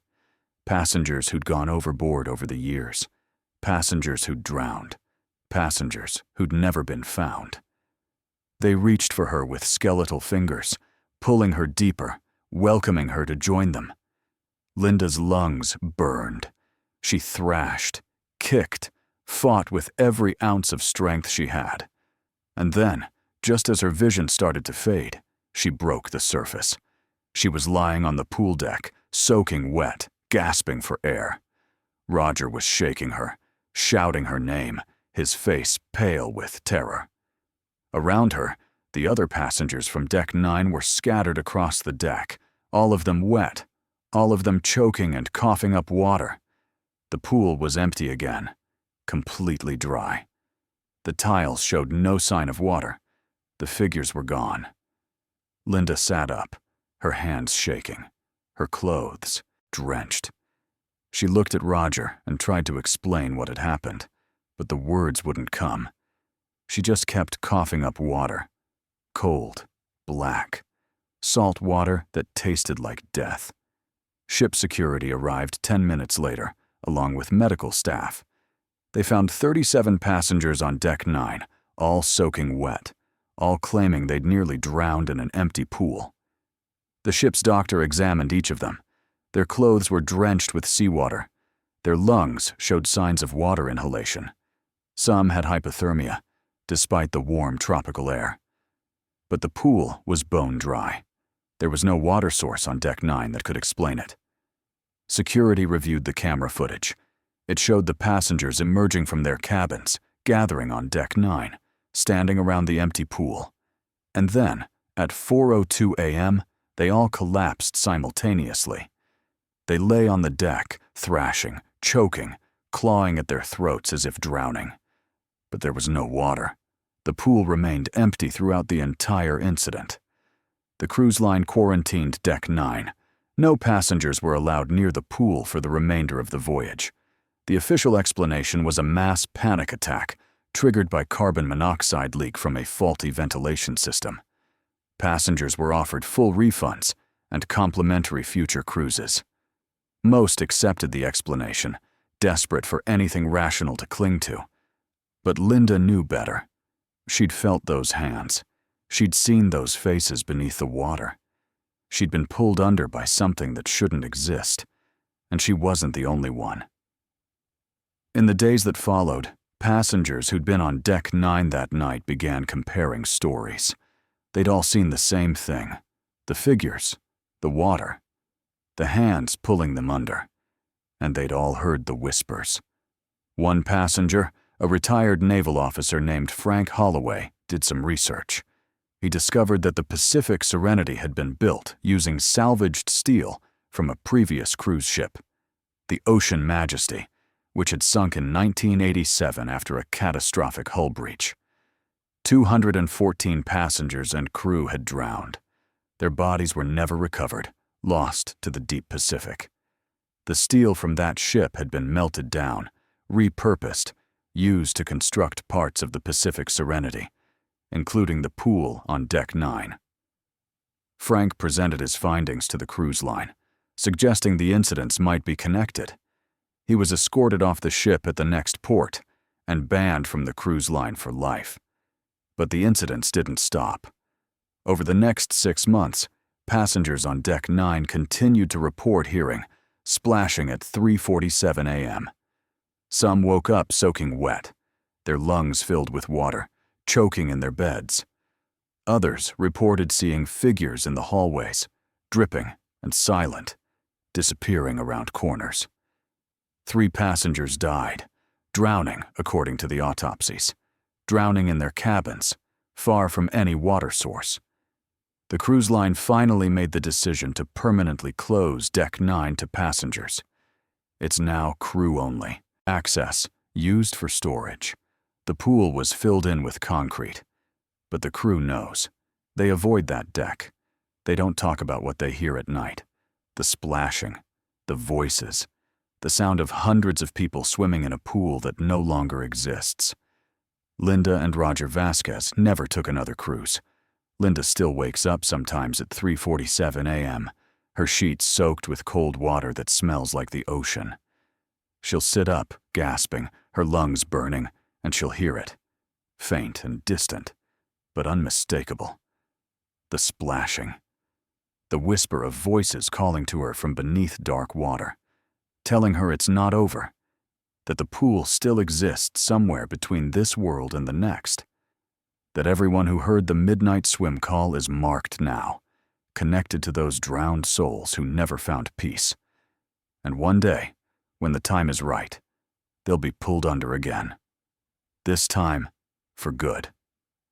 This time, there will be no waking up on the deck, no gasping for air, no escape. Just the cold, the dark, and the endless rhythm of synchronized swimming in a pool that exists only for the drowned. Story 5. The engine room discovery. Maintenance engineer Carlos Fuentes found the nest at 2:14 a.m. in the lowest level of the engine room, in a crawl space behind the auxiliary generators that hadn't been accessed in 6 months. It wasn't supposed to be there. Nothing was supposed to be there except pipes and electrical conduits and machinery. But there it was, a crude shelter made from stolen blankets, life jackets, and torn canvas tarps. Empty food containers were stacked in the corner, dozens of them. Cans with the labels peeled off, water bottles, vacuum-sealed meal packets from the crew mess. A makeshift toilet had been fashioned from a bucket. The smell was overwhelming. Sweat, waste, and something else. Something chemical and wrong. But what made Carlos's blood run cold wasn't the nest itself. It was the logbook, handwritten entries, dated and detailed, documenting 6 months of someone living down here, hidden in the mechanical bowels of the ship. Watching. Waiting. Hunting. Let's go back to when this nightmare started making sense. Carlos had been working as a maintenance engineer on the Atlantic Empress for 3 years. He knew every inch of this ship, every pipe, every valve, every access hatch. The Atlantic Empress was a massive vessel, carrying 3,500 passengers on transatlantic crossings between New York and Southampton. The engineering spaces spanned 4 decks below the waterline, a maze of machinery, catwalks, steam pipes, and engine rooms that passengers never saw and most crew members avoided. It was hot, loud, and dangerous. Carlos loved it. The solitude, the mechanical precision, the satisfaction of keeping a floating city running smoothly. He worked the night shift, midnight to 8 a.m., usually alone, except for the occasional check-in from his supervisor. For the past 6 months, strange things had been happening. Small things at first. Tools going missing from the engineering shop, spare parts disappearing from inventory, food vanishing from the crew mess storage. Nothing major, just enough to be noticed. Then the sightings started. Crew members working late shifts reported seeing someone in the restricted engineering areas, someone who didn't respond to calls and disappeared into the shadows before they could be identified. Security reviewed camera footage, but the angles were limited down here, and whoever it was knew exactly where the blind spots were. Most people assumed it was a crew member sneaking off to sleep or hiding from work. It wasn't uncommon. Carlos hadn't thought much about it. But 3 weeks ago, things escalated. A crew member named Jackson, working an overnight shift in the laundry facility on Deck 2, reported being attacked. He said a figure had rushed him from behind, shoved him into a wall, and fled before he could get a good look. Jackson wasn't hurt badly. A bruised shoulder, some scratches. But he was shaken. He described the attacker as filthy, wearing torn clothes, moving with inhuman speed. Security launched an investigation but found nothing. No DNA, no fingerprints, no evidence anyone had been there. Jackson was written up for filing a false report and docked pay. He quit at the next port. Then came the inventory discrepancies. Not just tools and food anymore. Medication was missing from the medical bay. Painkillers, antibiotics, sedatives. Enough to suggest someone was either very sick or stockpiling for something. The ship's head of security, Officer Brennan, quietly increased patrols in the lower decks and installed additional cameras in key areas. But whoever was down there was smart. They avoided cameras, moved during shift changes, stayed in the restricted engineering zones where crew access was limited. Carlos had been asked to keep an eye out during his rounds, to report anything unusual. He'd agreed, though he thought it was probably nothing, just paranoia and coincidence blown out of proportion. But what happened next changed everything. 2 nights ago, at the start of his shift, Carlos noticed something odd. One of the access hatches in the lower engineering corridor, hatch 7D, leading to a maintenance crawlspace behind the auxiliary generators, was slightly ajar. It should have been sealed. That area was only accessed during major overhauls, and the last one had been over 6 months ago. Carlos made a note to check it, but he got pulled away to deal with a pressure valve issue in the main engine room. By the time he finished, his shift was almost over, and he forgot about the hatch. Last night, the hatch was open again. This time, Carlos didn't forget. He grabbed his flashlight, his radio, and a wrench, just in case, and approached the hatch.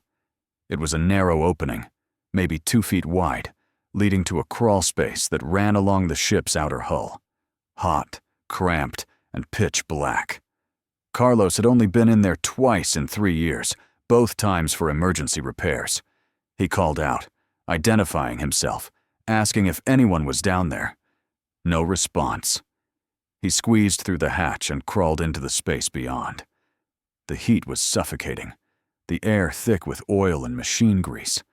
His flashlight cut through the darkness, illuminating pipes, cables, and the curved steel of the ship's inner hull. He crawled forward, his knees scraping against the metal floor, his breathing loud in the confined space. After about 20 feet, the crawl space opened into a slightly larger chamber, a junction point where several conduits converged, and that's where he found it. The nest. Carlos stopped, his flashlight frozen on the makeshift shelter.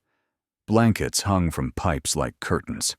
A sleeping mat made from stolen life jackets lay on the floor. Food wrappers, bottles, cans, all neatly organized. And in the corner, partially hidden behind a tarp, a pile of clothes. Women's clothes, torn, stained, some of them clearly expensive. Designer labels, crew's formal wear. Carlos felt his stomach twist. He moved closer, his hand trembling, and saw the logbook. A small spiral notebook, its pages filled with cramped handwriting. He picked it up and flipped to the first entry. The date was 6 months ago, just after the Atlantic Empress had departed New York on a routine crossing. The entry read, Day 1, made it aboard, hiding in cargo hold. Cold. Need to find warmer place. No one knows I'm here. Carlos's blood ran cold. Someone had stowed away. Not for a single crossing. For 6 months. Living down here. Surviving. He flipped through the pages. The entries detailed a routine. Stealing food during crew meal times. Sneaking into passenger areas during the night to use showers and steal clothes. Hiding in the engineering spaces during the day when crew activity was highest. The handwriting was erratic, sometimes neat, sometimes barely legible. Some entries were coherent, describing observations about crew schedules and patrol patterns. Others were rambling, paranoid, filled with strange symbols and drawings. One entry, dated 3 months ago, read, They almost found me today. Too close. I can't let them find me. I won't go back. I'll kill them first. Carlos felt a chill run down his spine despite the oppressive heat. He kept reading. The entries became darker, more disturbing. Descriptions of watching passengers through vents and access panels, following women to isolated areas, stealing personal items, jewelry, underwear, photos. The writer referred to passengers as prey and crew members as hunters. One entry described attacking Jackson in vivid detail, talking about how easy it would have been to kill him, how satisfying it felt to see the fear in his eyes. Carlos realized with growing horror that this wasn't just a stowaway hiding out. This was someone dangerous, someone unstable, someone who'd been living in the walls of this ship for half a year, undetected, growing bolder. The final entry was dated yesterday. It read, Time to move. Engineer keeps checking my hatch. Need new nest. Deck 3 has better vents, more access to passengers, easier hunting. Tonight, after midnight. Carlos looked at his watch. 2:27 a.m.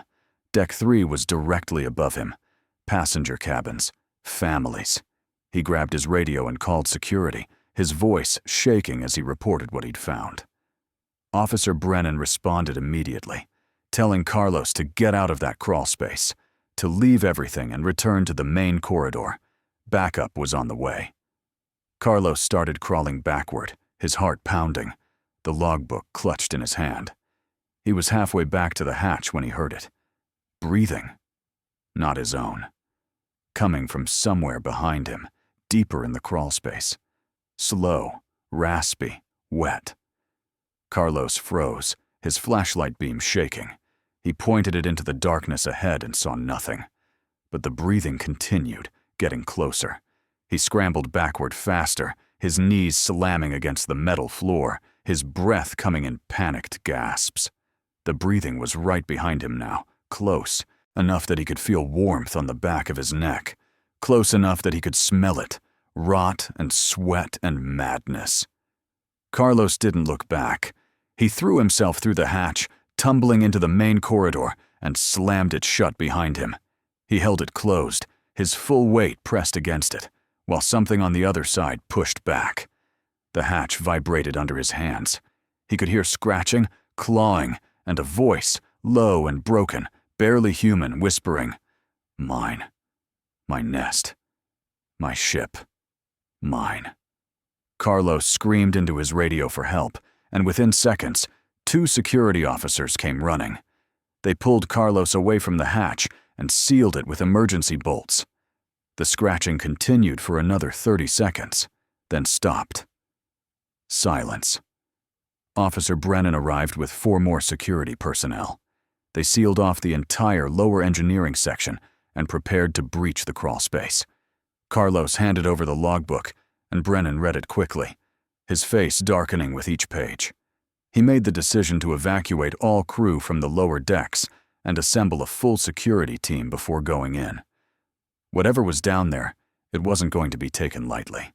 They suited up, protective gear, flashlights, tasers, and for the first time in Carlos's memory, 2 officers were issued actual firearms. Cruise ships didn't carry guns except in extreme circumstances. This qualified. The team entered the crawlspace at 4:15 a.m. Carlos waited in the corridor with the remaining crew, listening to radio chatter. The team reached the nest. Empty. They searched the surrounding spaces, checked every junction, every access panel, every possible hiding spot. Nothing. Whoever had been living there was gone. But they found more. Clothing from at least 7 different women, all passengers from recent crossings. A bag filled with jewelry and personal items, wedding rings, necklaces, ID cards, photos torn from passenger cabins, faces scratched out.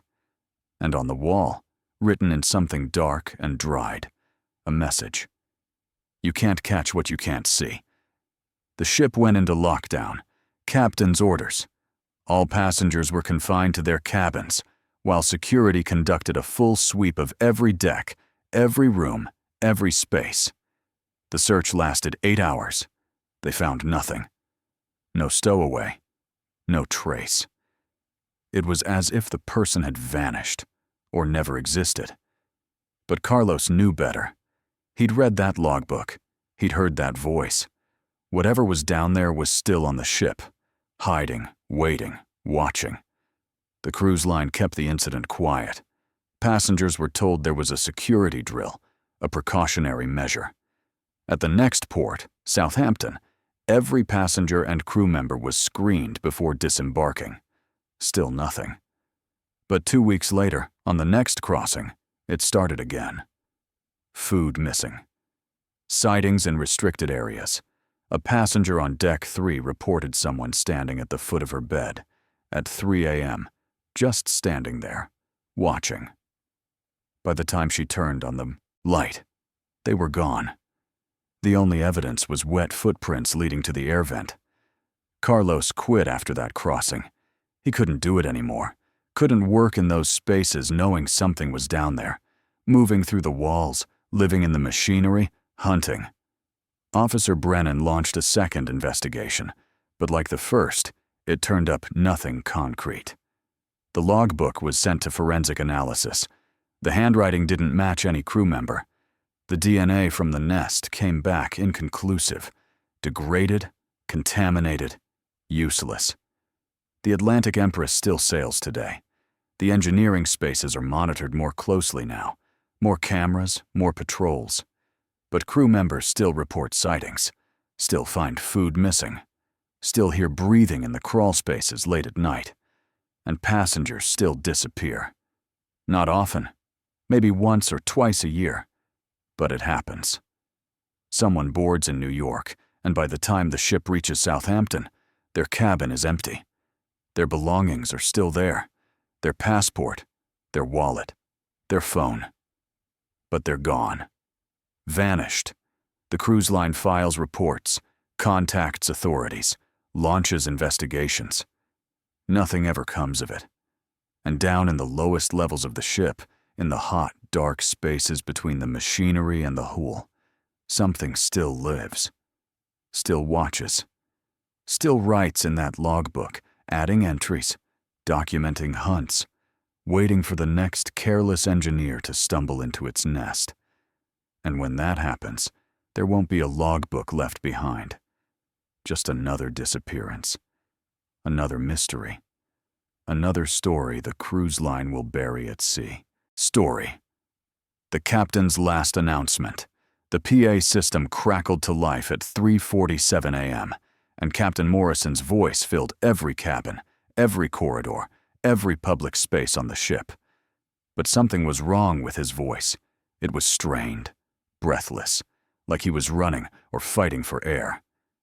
"This is your captain speaking. Please remain calm. We are not sinking. I repeat, we are not sinking. Please stay in your cabins. Do not go to the lifeboats. We are not sinking. We are not." The transmission cut off abruptly, replaced by static. 10 seconds later, it started again. The exact same words, the exact same inflection, the same panicked breathing. "This is your captain speaking. Please remain calm. We are not sinking." It played 47 times before someone finally cut the power to the PA system. But by then, it was too late. The passengers had heard it, and they knew something was terribly, catastrophically wrong. Let's go back to the beginning of this voyage. The Oceanic Dream was a brand new ship on its maiden voyage, a 2-week Caribbean cruise departing from Miami with 4,200 passengers and 1,600 crew. It was supposed to be a celebration. Luxury accommodations, world-class dining, entertainment every night. Captain William Morrison was a 30-year veteran of the cruise industry, respected and experienced, chosen specifically to command this flagship vessel. The first 3 days had gone perfectly. Smooth seas, happy passengers, glowing reviews on social media. Everything was exactly as it should be. Until day 4, when the ship entered a stretch of ocean that wasn't on any map. It started with the navigation systems. First Officer Chen noticed it during the evening shift. The GPS was showing their position as approximately 200 miles northeast of Puerto Rico, right on course. But the depth sounder was reading impossible numbers. According to the instruments, the ocean beneath them was over 40,000 feet deep. The Mariana Trench, the deepest point on Earth, was only 36,000 feet. Chen recalibrated the instruments twice, assuming a malfunction. The readings didn't change. He reported it to Captain Morrison, who came to the bridge immediately. Morrison checked every system personally. Everything else was functioning normally. Radar, communications, engine telemetry. Just the depth sounder showing impossible numbers. Morrison made the decision to continue on course. They were in open ocean, miles from any known hazards, and every other system confirmed they were exactly where they should be. The depth reading was clearly a glitch, probably a software bug that would resolve itself or be fixed by the tech team in the morning. He logged the anomaly and returned to his quarters around 11 p.m. First Officer Chen remained on the bridge with the night crew, monitoring instruments, keeping watch. At 1:23 a.m., the ship's engines shut down. Not slowed, not powered back, shut down completely. All 4 main engines, simultaneously, without warning. The ship went dark for 5 seconds before emergency lighting kicked in. Chen immediately tried to restart the engines using bridge controls. Nothing. He called down to the engine room. No response. The internal communication system was dead. He sent a crew member physically down to engineering to find out what had happened. Morrison returned to the bridge within minutes, demanding answers. Chen explained the situation. Total engine failure, communications down, emergency power only. Morrison's face went pale. In 30 years, he'd never experienced anything like this. Modern cruise ships had redundancy upon redundancy. Multiple engines, backup generators, fail-safes designed to prevent exactly this scenario. For everything to fail at once was virtually impossible. The crew member returned from the engine room 15 minutes later, out of breath and visibly shaken. He reported that the engineering staff was frantically trying to diagnose the problem, but every system they checked showed the engines were running perfectly. According to all the instruments, the engines were operational, producing power, functioning normally. But they weren't. The ship was dead in the water, drifting with the current, all propulsion gone. And there was something else. The chief engineer had checked the ship's position using the backup navigation system in the engine room. It showed them 800 miles off course, in the middle of an area marked on old maritime charts as the Bermuda Abyss. Morrison felt ice run through his veins.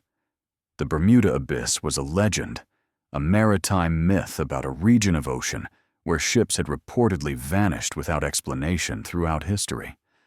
No scientific evidence supported its existence. It was superstition, sailor stories, nothing more. But the instruments didn't lie. Somehow, impossibly, they were hundreds of miles from where they should be, floating over an oceanic trench that shouldn't exist. Morrison ordered the crew to launch the emergency beacon and prepare to contact the Coast Guard. But when they tried, the radio was dead. Not malfunctioning. Dead. No signal, no reception, no transmission. They were completely cut off. Morrison made the decision to address the passengers. He couldn't hide this. People would notice the engines were off, would feel the ship drifting, would panic if they weren't given information. He went to the PA system control panel on the bridge and picked up the microphone. He took a breath, steadied himself, and pressed the transmit button. "This is your captain speaking. We are experiencing a temporary technical issue with our propulsion systems. Our engineering team is working to resolve it. There is no danger to the ship or passengers. Please remain calm and follow all crew instructions. We will update you as soon as we have more information." He released the button and set down the microphone. Standard protocol. Calm, reassuring, in control. But what happened next changed everything. At 2:15 a.m., the PA system activated on its own. Morrison's voice came through, speaking words he hadn't said. "This is your captain speaking. Abandon ship immediately. Proceed to your muster stations. This is not a drill. We are sinking.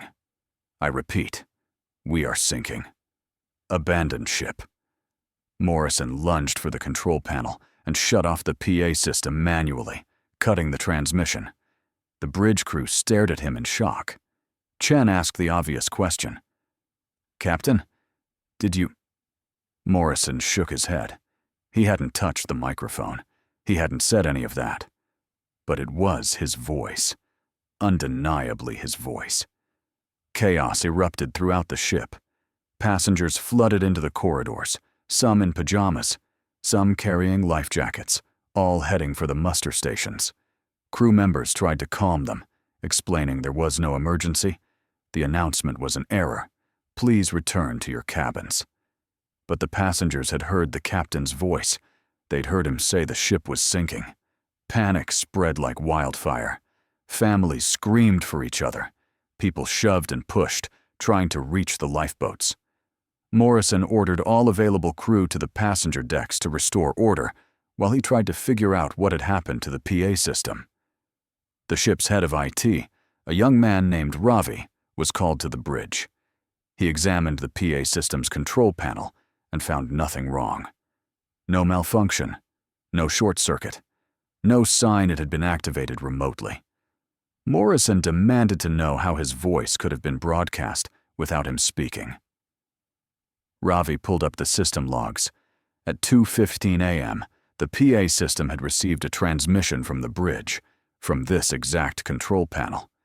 But Morrison had been standing 10 feet away, watching Chen, nowhere near the microphone. Ravi had no explanation. It was impossible. Morrison made another announcement, this time personally holding the microphone, his hand on the transmit button, explaining that the previous message was an error, a technical malfunction. There was no emergency. He repeated it 3 times, his voice firm and authoritative, trying to project confidence he didn't feel. Slowly, over the next hour, the crew managed to calm the passengers and guide them back to their cabins. The ship settled into an uneasy quiet, but Morrison couldn't shake the feeling that something was watching him, waiting for him to make a mistake.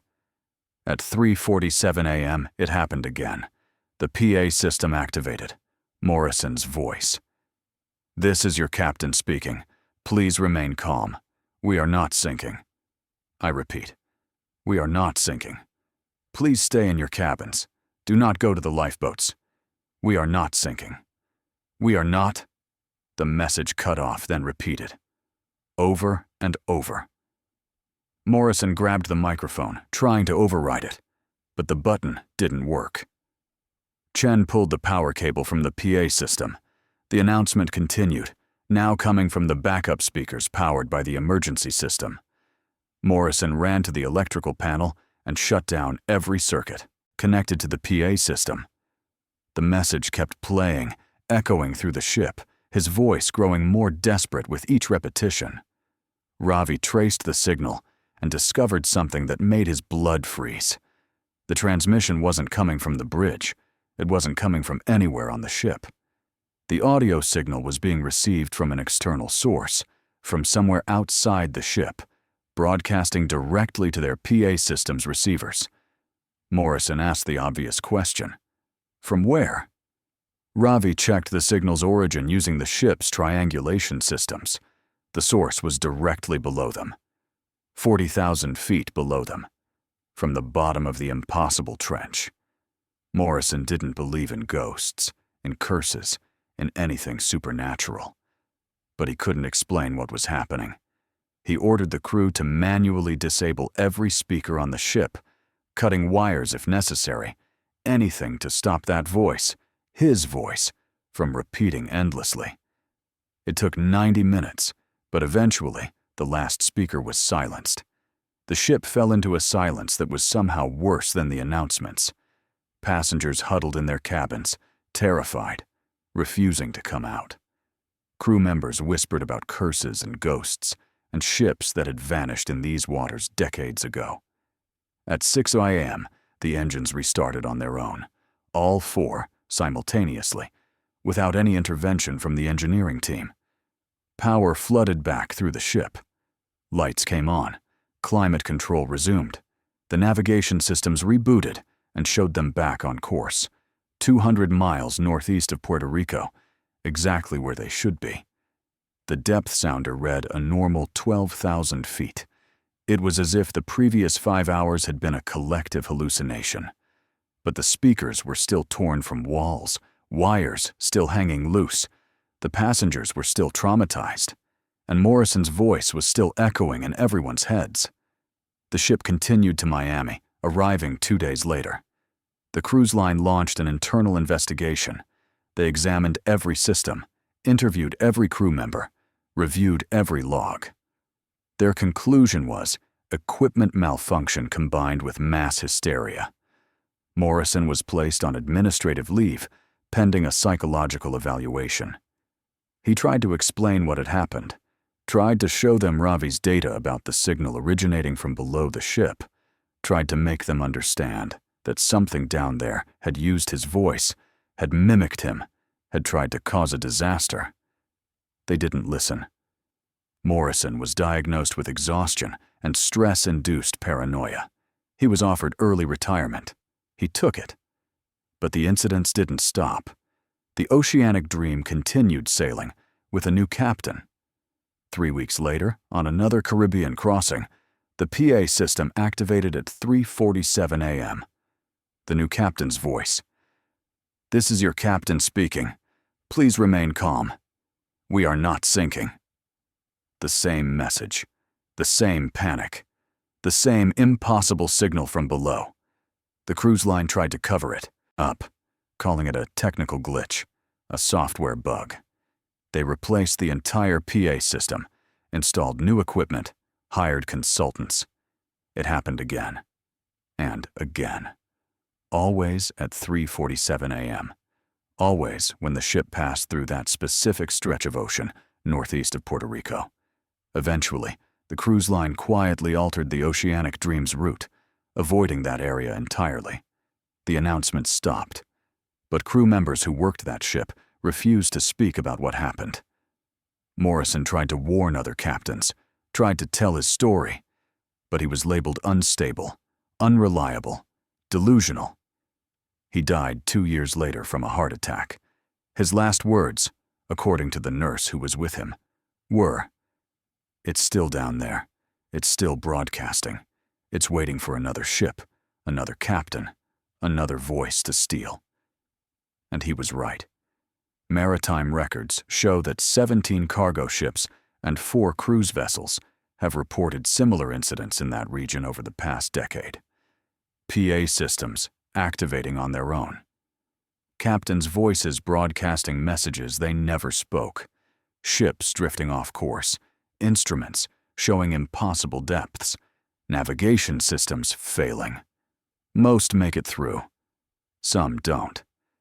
3 cargo ships have vanished completely in that area, all communication lost, no wreckage ever found. The official explanation is equipment failure, human error, rough seas. But the sailors who survive know better. They know there's something down there in the Bermuda abyss, something that listens to voices, that learns them, that mimics them, something that wants to pull ships down into those impossible depths where it waits, broadcasting its stolen voices endlessly into the dark water, calling for more victims, more captains, more souls to add to its collection. And at exactly 3:47 a.m., if you're sailing through those waters, you might hear it.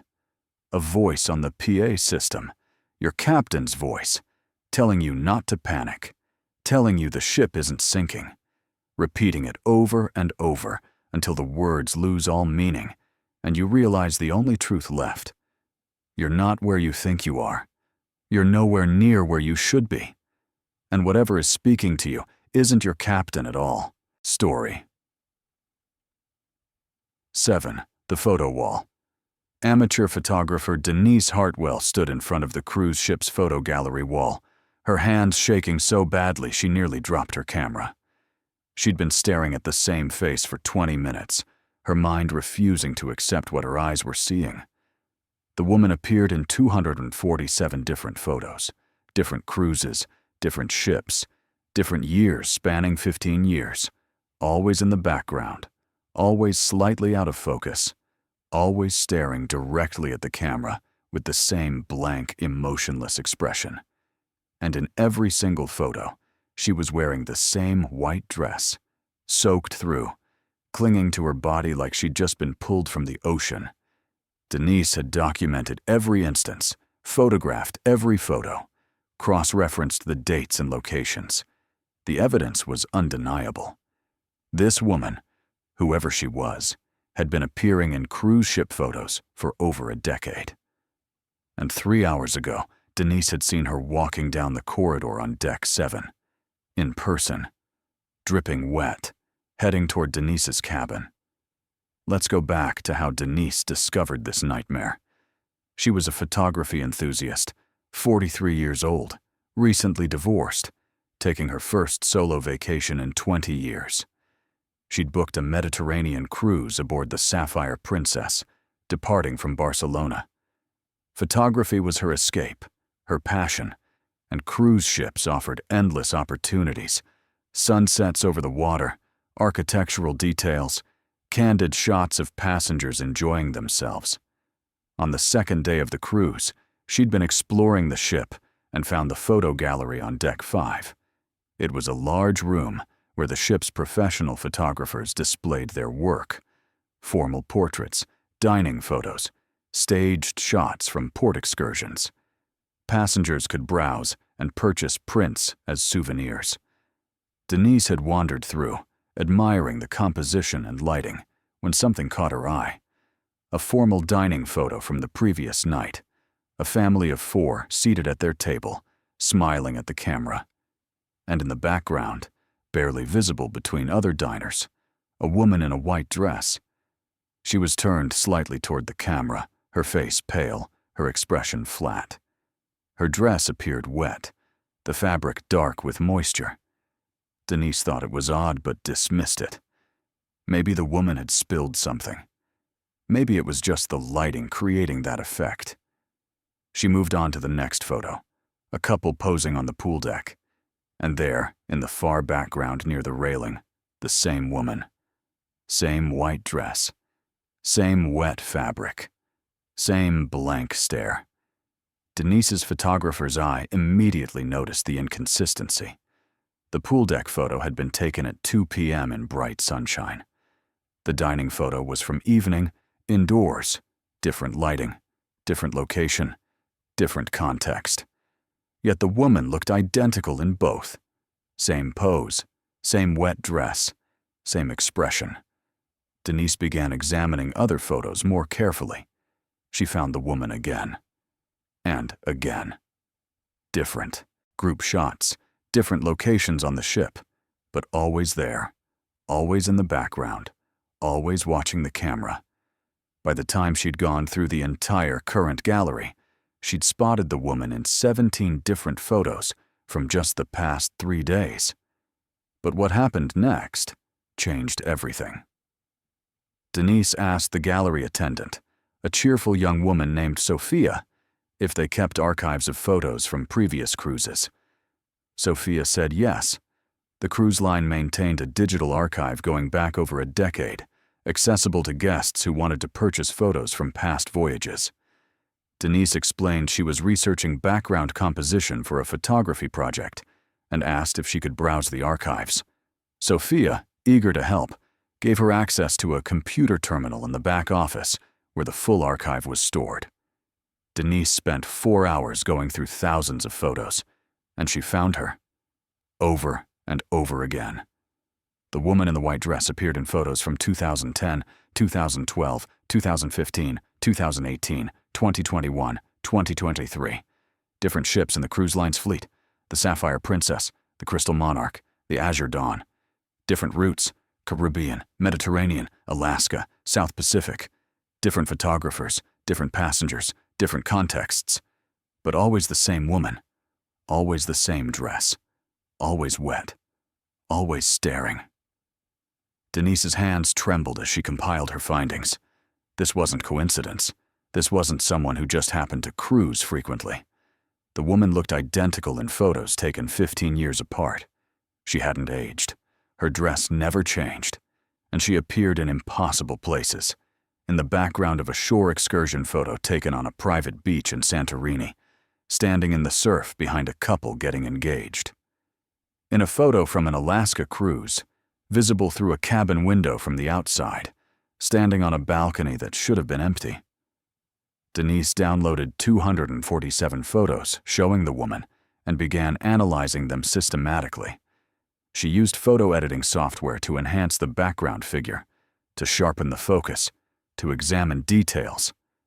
The woman's face was always slightly blurred, as if the camera couldn't quite capture her features clearly. But certain details were consistent. Pale skin, dark hair plastered to her head, and eyes that seemed to follow the camera lens no matter the angle. And the dress was always soaking wet, water visibly dripping from the hem in some photos. Denise cross-referenced the photo dates with historical records. She discovered something that made her blood run cold. The woman first appeared in cruise ship photos in June 2010, the same month a passenger named Elena Rostova had gone overboard during a Mediterranean cruise. Her body was never recovered. Denise found Elena's obituary online. The photo showed a woman in her early 30s, dark hair, delicate features. She'd been on her honeymoon when she vanished. The official investigation concluded she'd likely committed suicide, jumped from her cabin balcony sometime during the night. But her husband had insisted she would never do that they were happy, that something else had happened. He'd spent years demanding answers, filing lawsuits, accusing the cruise line of covering up foul play. Eventually, he gave up. Elena was declared dead. The case was closed, and life moved on. Except Elena hadn't moved on. She was still there, appearing in photos, watching passengers through the lens, her wet dress a permanent reminder of her death in the dark Mediterranean water. Denise became obsessed. She spent the next 2 days photographing everything, every public space, every deck, every corridor. She reviewed her own photos obsessively, zooming in on backgrounds, checking every figure. And she found Elena, in 14 of her own photos, standing at the end of a corridor, visible through a window reflection, in the shadows behind other passengers. Each time Denise had taken the photo, she hadn't noticed anyone there. But the camera had captured her. Elena was following Denise, or appearing wherever Denise was. The realization was terrifying. On the 4th night of the cruise, Denise was in her cabin reviewing photos on her laptop when she heard water dripping. She looked up. Her bathroom was dry. The ceiling showed no leaks, but the sound continued. Drip, drip, drip. Rhythmic and persistent. She followed the sound to her cabin door. Water was seeping under it, pooling on the carpet. Denise opened the door and looked into the hallway. The corridor was dry, completely dry. No water anywhere. But inside her cabin, the pool of water was growing, spreading across the floor. And it smelled like the ocean. Salt and seaweed and something rotting. Denise slammed the door and backed away. She grabbed her phone to call guest services, but before she could dial, she heard a knock. 3 slow, deliberate knocks. She looked through the peephole. The hallway was empty. Another 3 knocks. Louder this time. Denise's heart hammered in her chest. She didn't open the door. She stood frozen, staring through the peephole, watching the empty corridor. And then she saw her, Elena, walking slowly into view from around the corner, her white dress dripping water with every step, leaving a wet trail behind her. She walked directly to Denise's door and stopped. She stood there, inches from the peephole, staring directly into it. Staring at Denise. Her face was pale, bloated, her eyes filmed over like a corpse that had been in the water too long. Her mouth opened, and seawater poured out, splashing onto the hallway floor. Denise stumbled backward, gasping. The knocking started again, harder now, the door shaking in its frame. She grabbed her camera bag, her laptop, her phone, and ran to the balcony.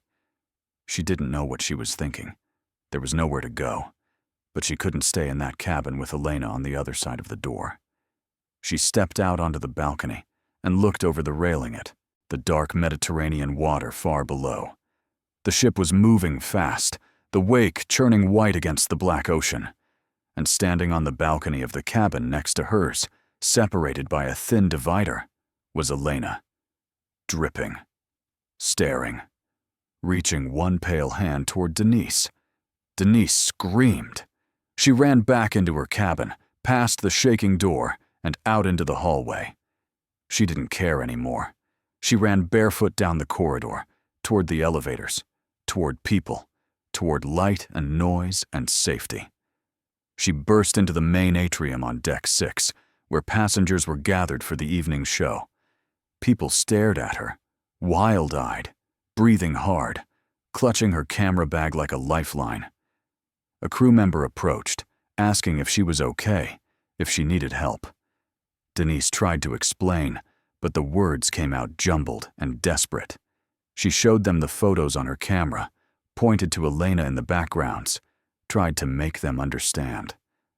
The crew member looked at the photos, frowned, and suggested Denise might want to visit the medical center, that perhaps she was feeling unwell, that stress could cause confusion.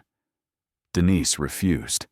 She demanded they check her cabin, check the water, check the hallway. 2 security officers accompanied her back to Deck 7. When they reached her cabin, the door was closed. No water seeped from beneath it. The hallway was dry. They opened the door with a master key. The cabin was pristine. Dry floor, no water, no evidence of anything unusual. Denise insisted she'd seen it, smelled it, that Elena had been right outside her door. The security officers exchanged glances. They offered to move her to a different cabin if she'd feel more comfortable. Denise agreed immediately. She spent the rest of the cruise in a new cabin on Deck 4, far from where she'd seen Elena. She stopped taking photos. She stopped going to the photo gallery. She avoided looking at any reflections, any windows, anywhere Elena might appear. When the cruise ended and she disembarked in Barcelona, she felt like she could finally breathe again. She flew home to Oregon, tried to forget, tried to convince herself it had been stress, exhaustion, imagination. But she couldn't delete the photos. She'd backed them up to cloud storage, and late at night, she'd find herself going through them again, counting how many times Elena appeared, looking for patterns, trying to understand. 3 months later, Denise received a message on a photography forum she frequented. Another photographer, a man named Keith, had seen one of her photos she'd posted publicly, a shot from the cruise ship atrium. He'd noticed something in the background and wanted to know if she'd seen it too.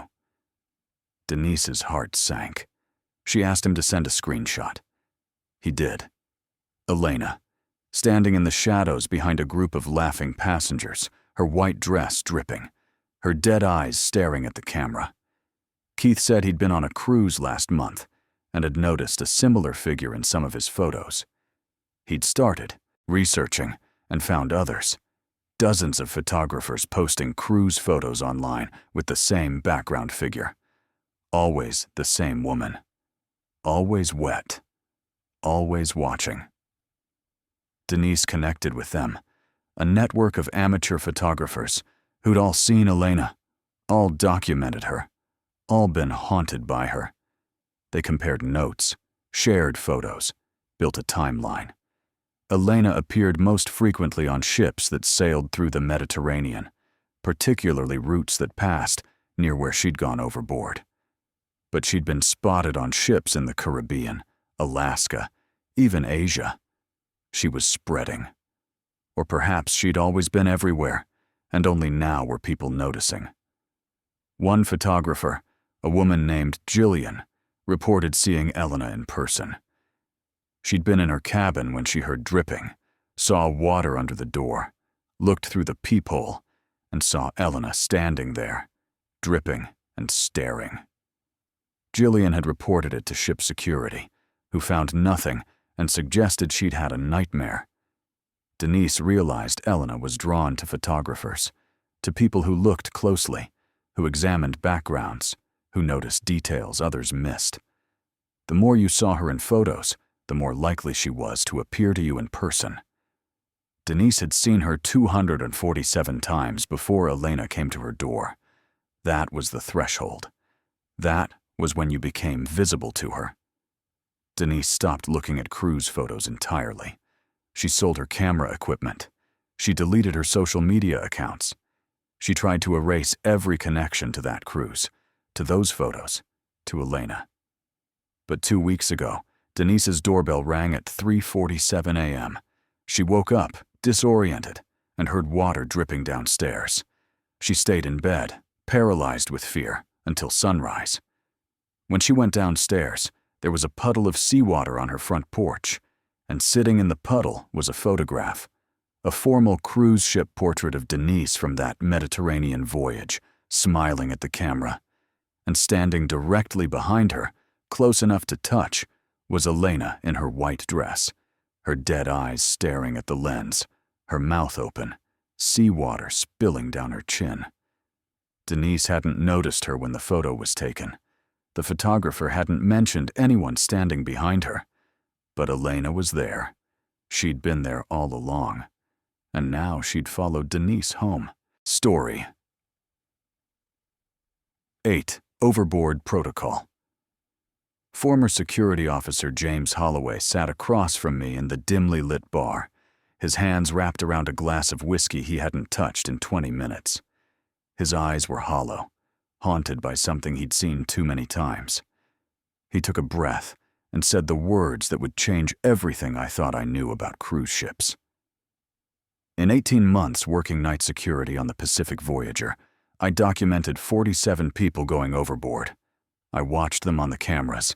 I saw them climb over railings, jump from balconies, walk calmly to the edge, and step off into the darkness. 47 people. The cruise line officially reported 3 of them. 3. The other 44 were never mentioned, never investigated, never acknowledged. They just disappeared from the system like they'd never been aboard at all. He finally took a drink, his hand shaking. And the worst part?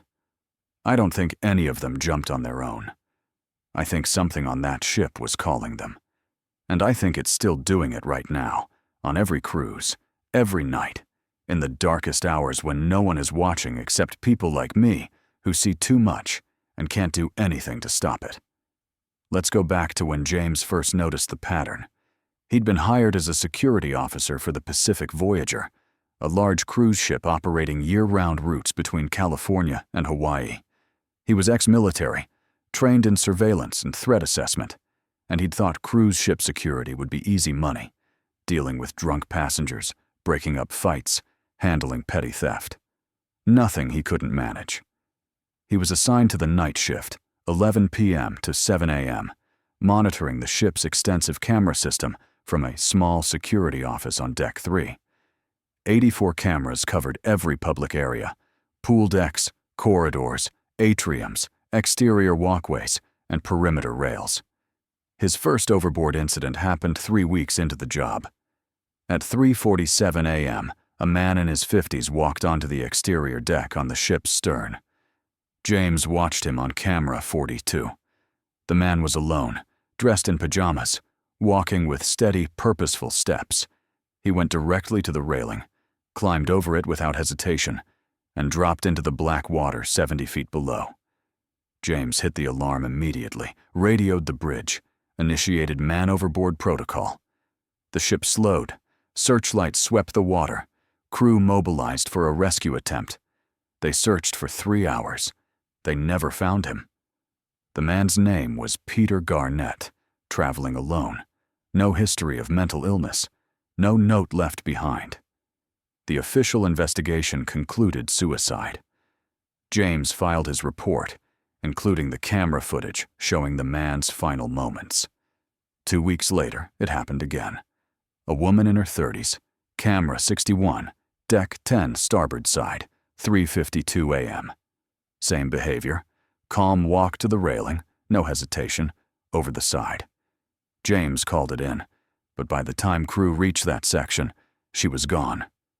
Her name was Lisa Chen, honeymooning with her husband, who'd been asleep in their cabin and hadn't noticed she'd left. Investigation concluded sleepwalking, possible medication interaction. James reviewed the footage obsessively. Lisa's eyes had been open. She'd moved with purpose. That wasn't sleepwalking. The third incident was a teenage boy, 17 years old. Camera 28, aft pool deck, 4:14 a.m. James watched him walk out of the shadows, straight to the railing, and jump. This time, James ran from the security office, trying to reach the location before it was too late. He was 40 seconds too slow. When he reached the railing, the boy was already gone, swallowed by the dark Pacific. His parents were devastated. He'd been struggling with depression, they said, but they'd thought the vacation would help. They'd thought he was getting better. The cruise line offered condolences and a settlement.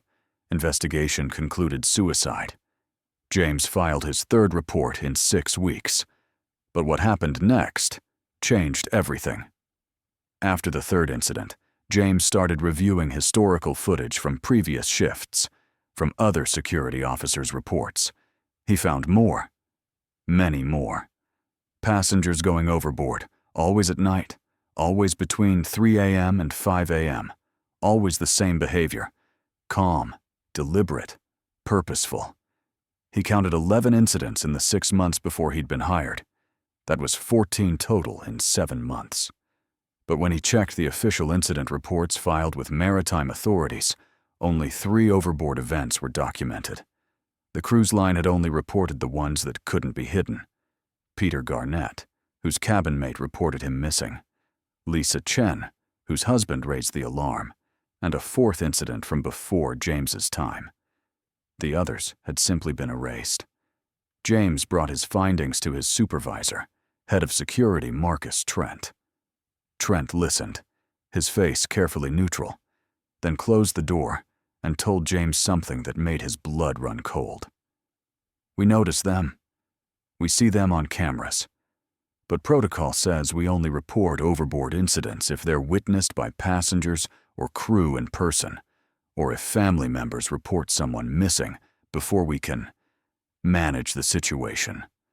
Otherwise, we adjust the passenger manifest, remove their records, refund their credit cards, and file it as a no-show cancellation.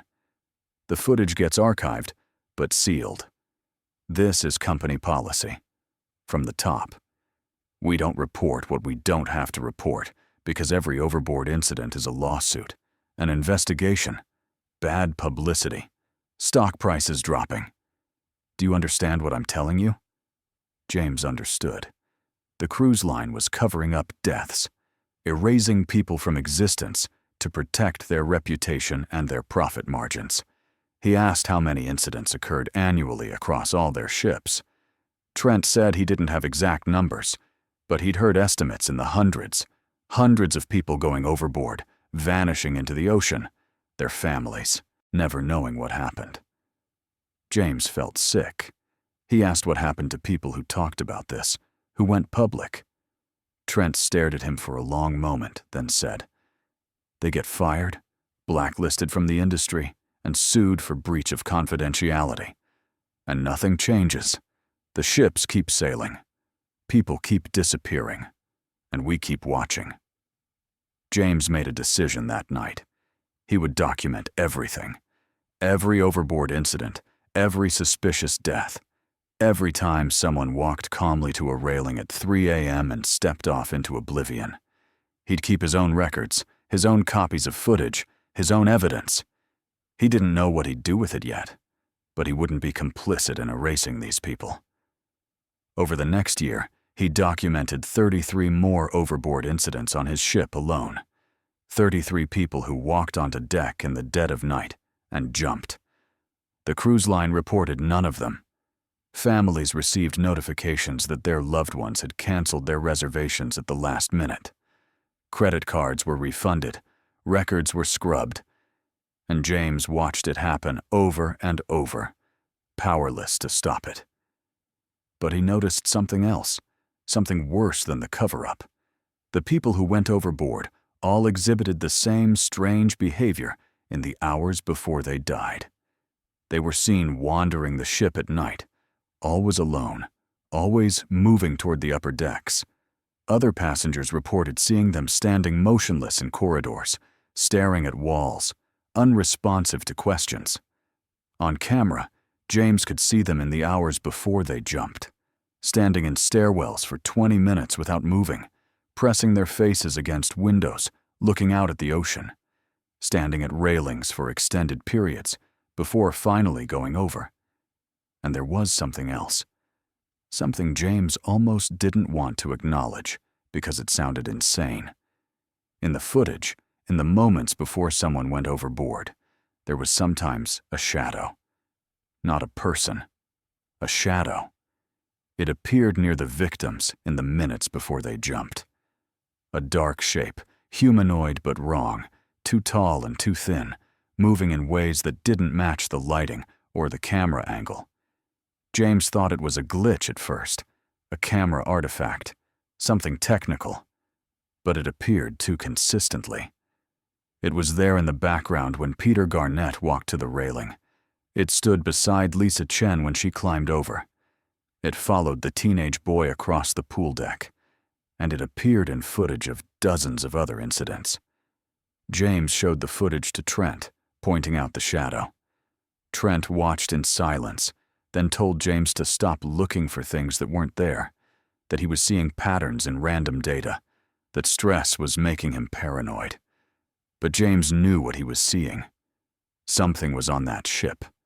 Something that appeared at night, that called to passengers, that led them to the railings and watched them jump. And the cruise line knew. They had to know. They'd been operating for decades. They'd seen the footage. They'd documented the pattern. And they'd decided it was cheaper to cover it up than to stop sailing. James lasted another 6 months before he couldn't take it anymore. The final incident was a family, a mother and her 2 children, ages 6 and 9. He watched them on camera 54 at 3:33 a.m., walking hand in hand toward the bow deck. The shadow was with them, walking slightly ahead, leading the way. James ran from the security office, sprinting through corridors, taking stairs 3 at a time, screaming into his radio for backup, for anyone to stop them.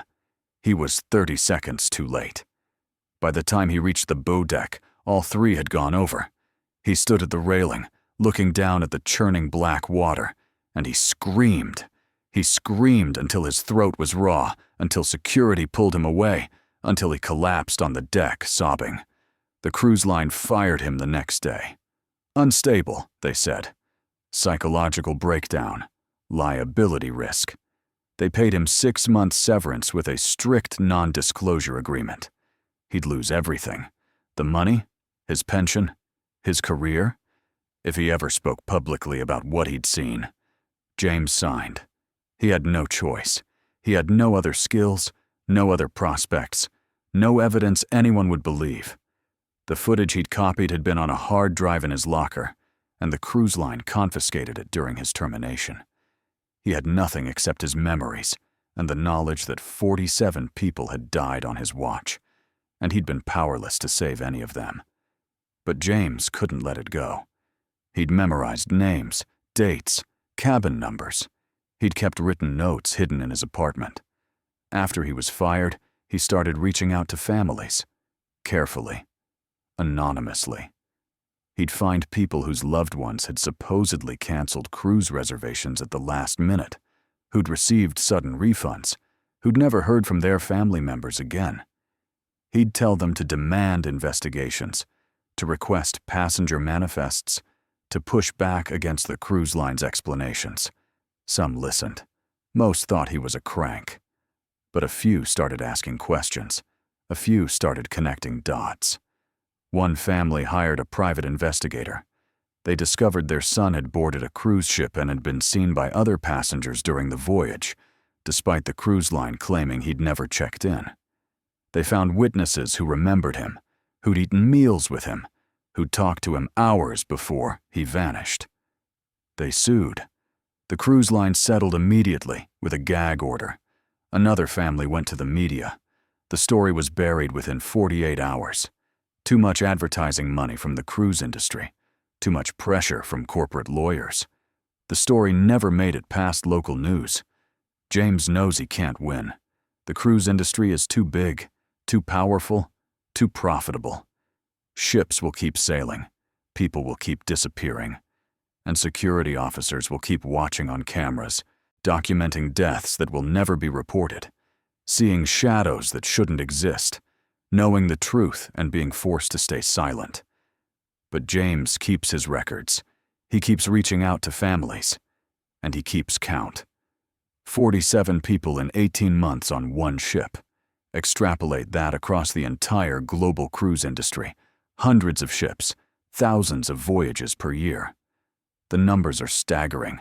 Thousands of people going overboard.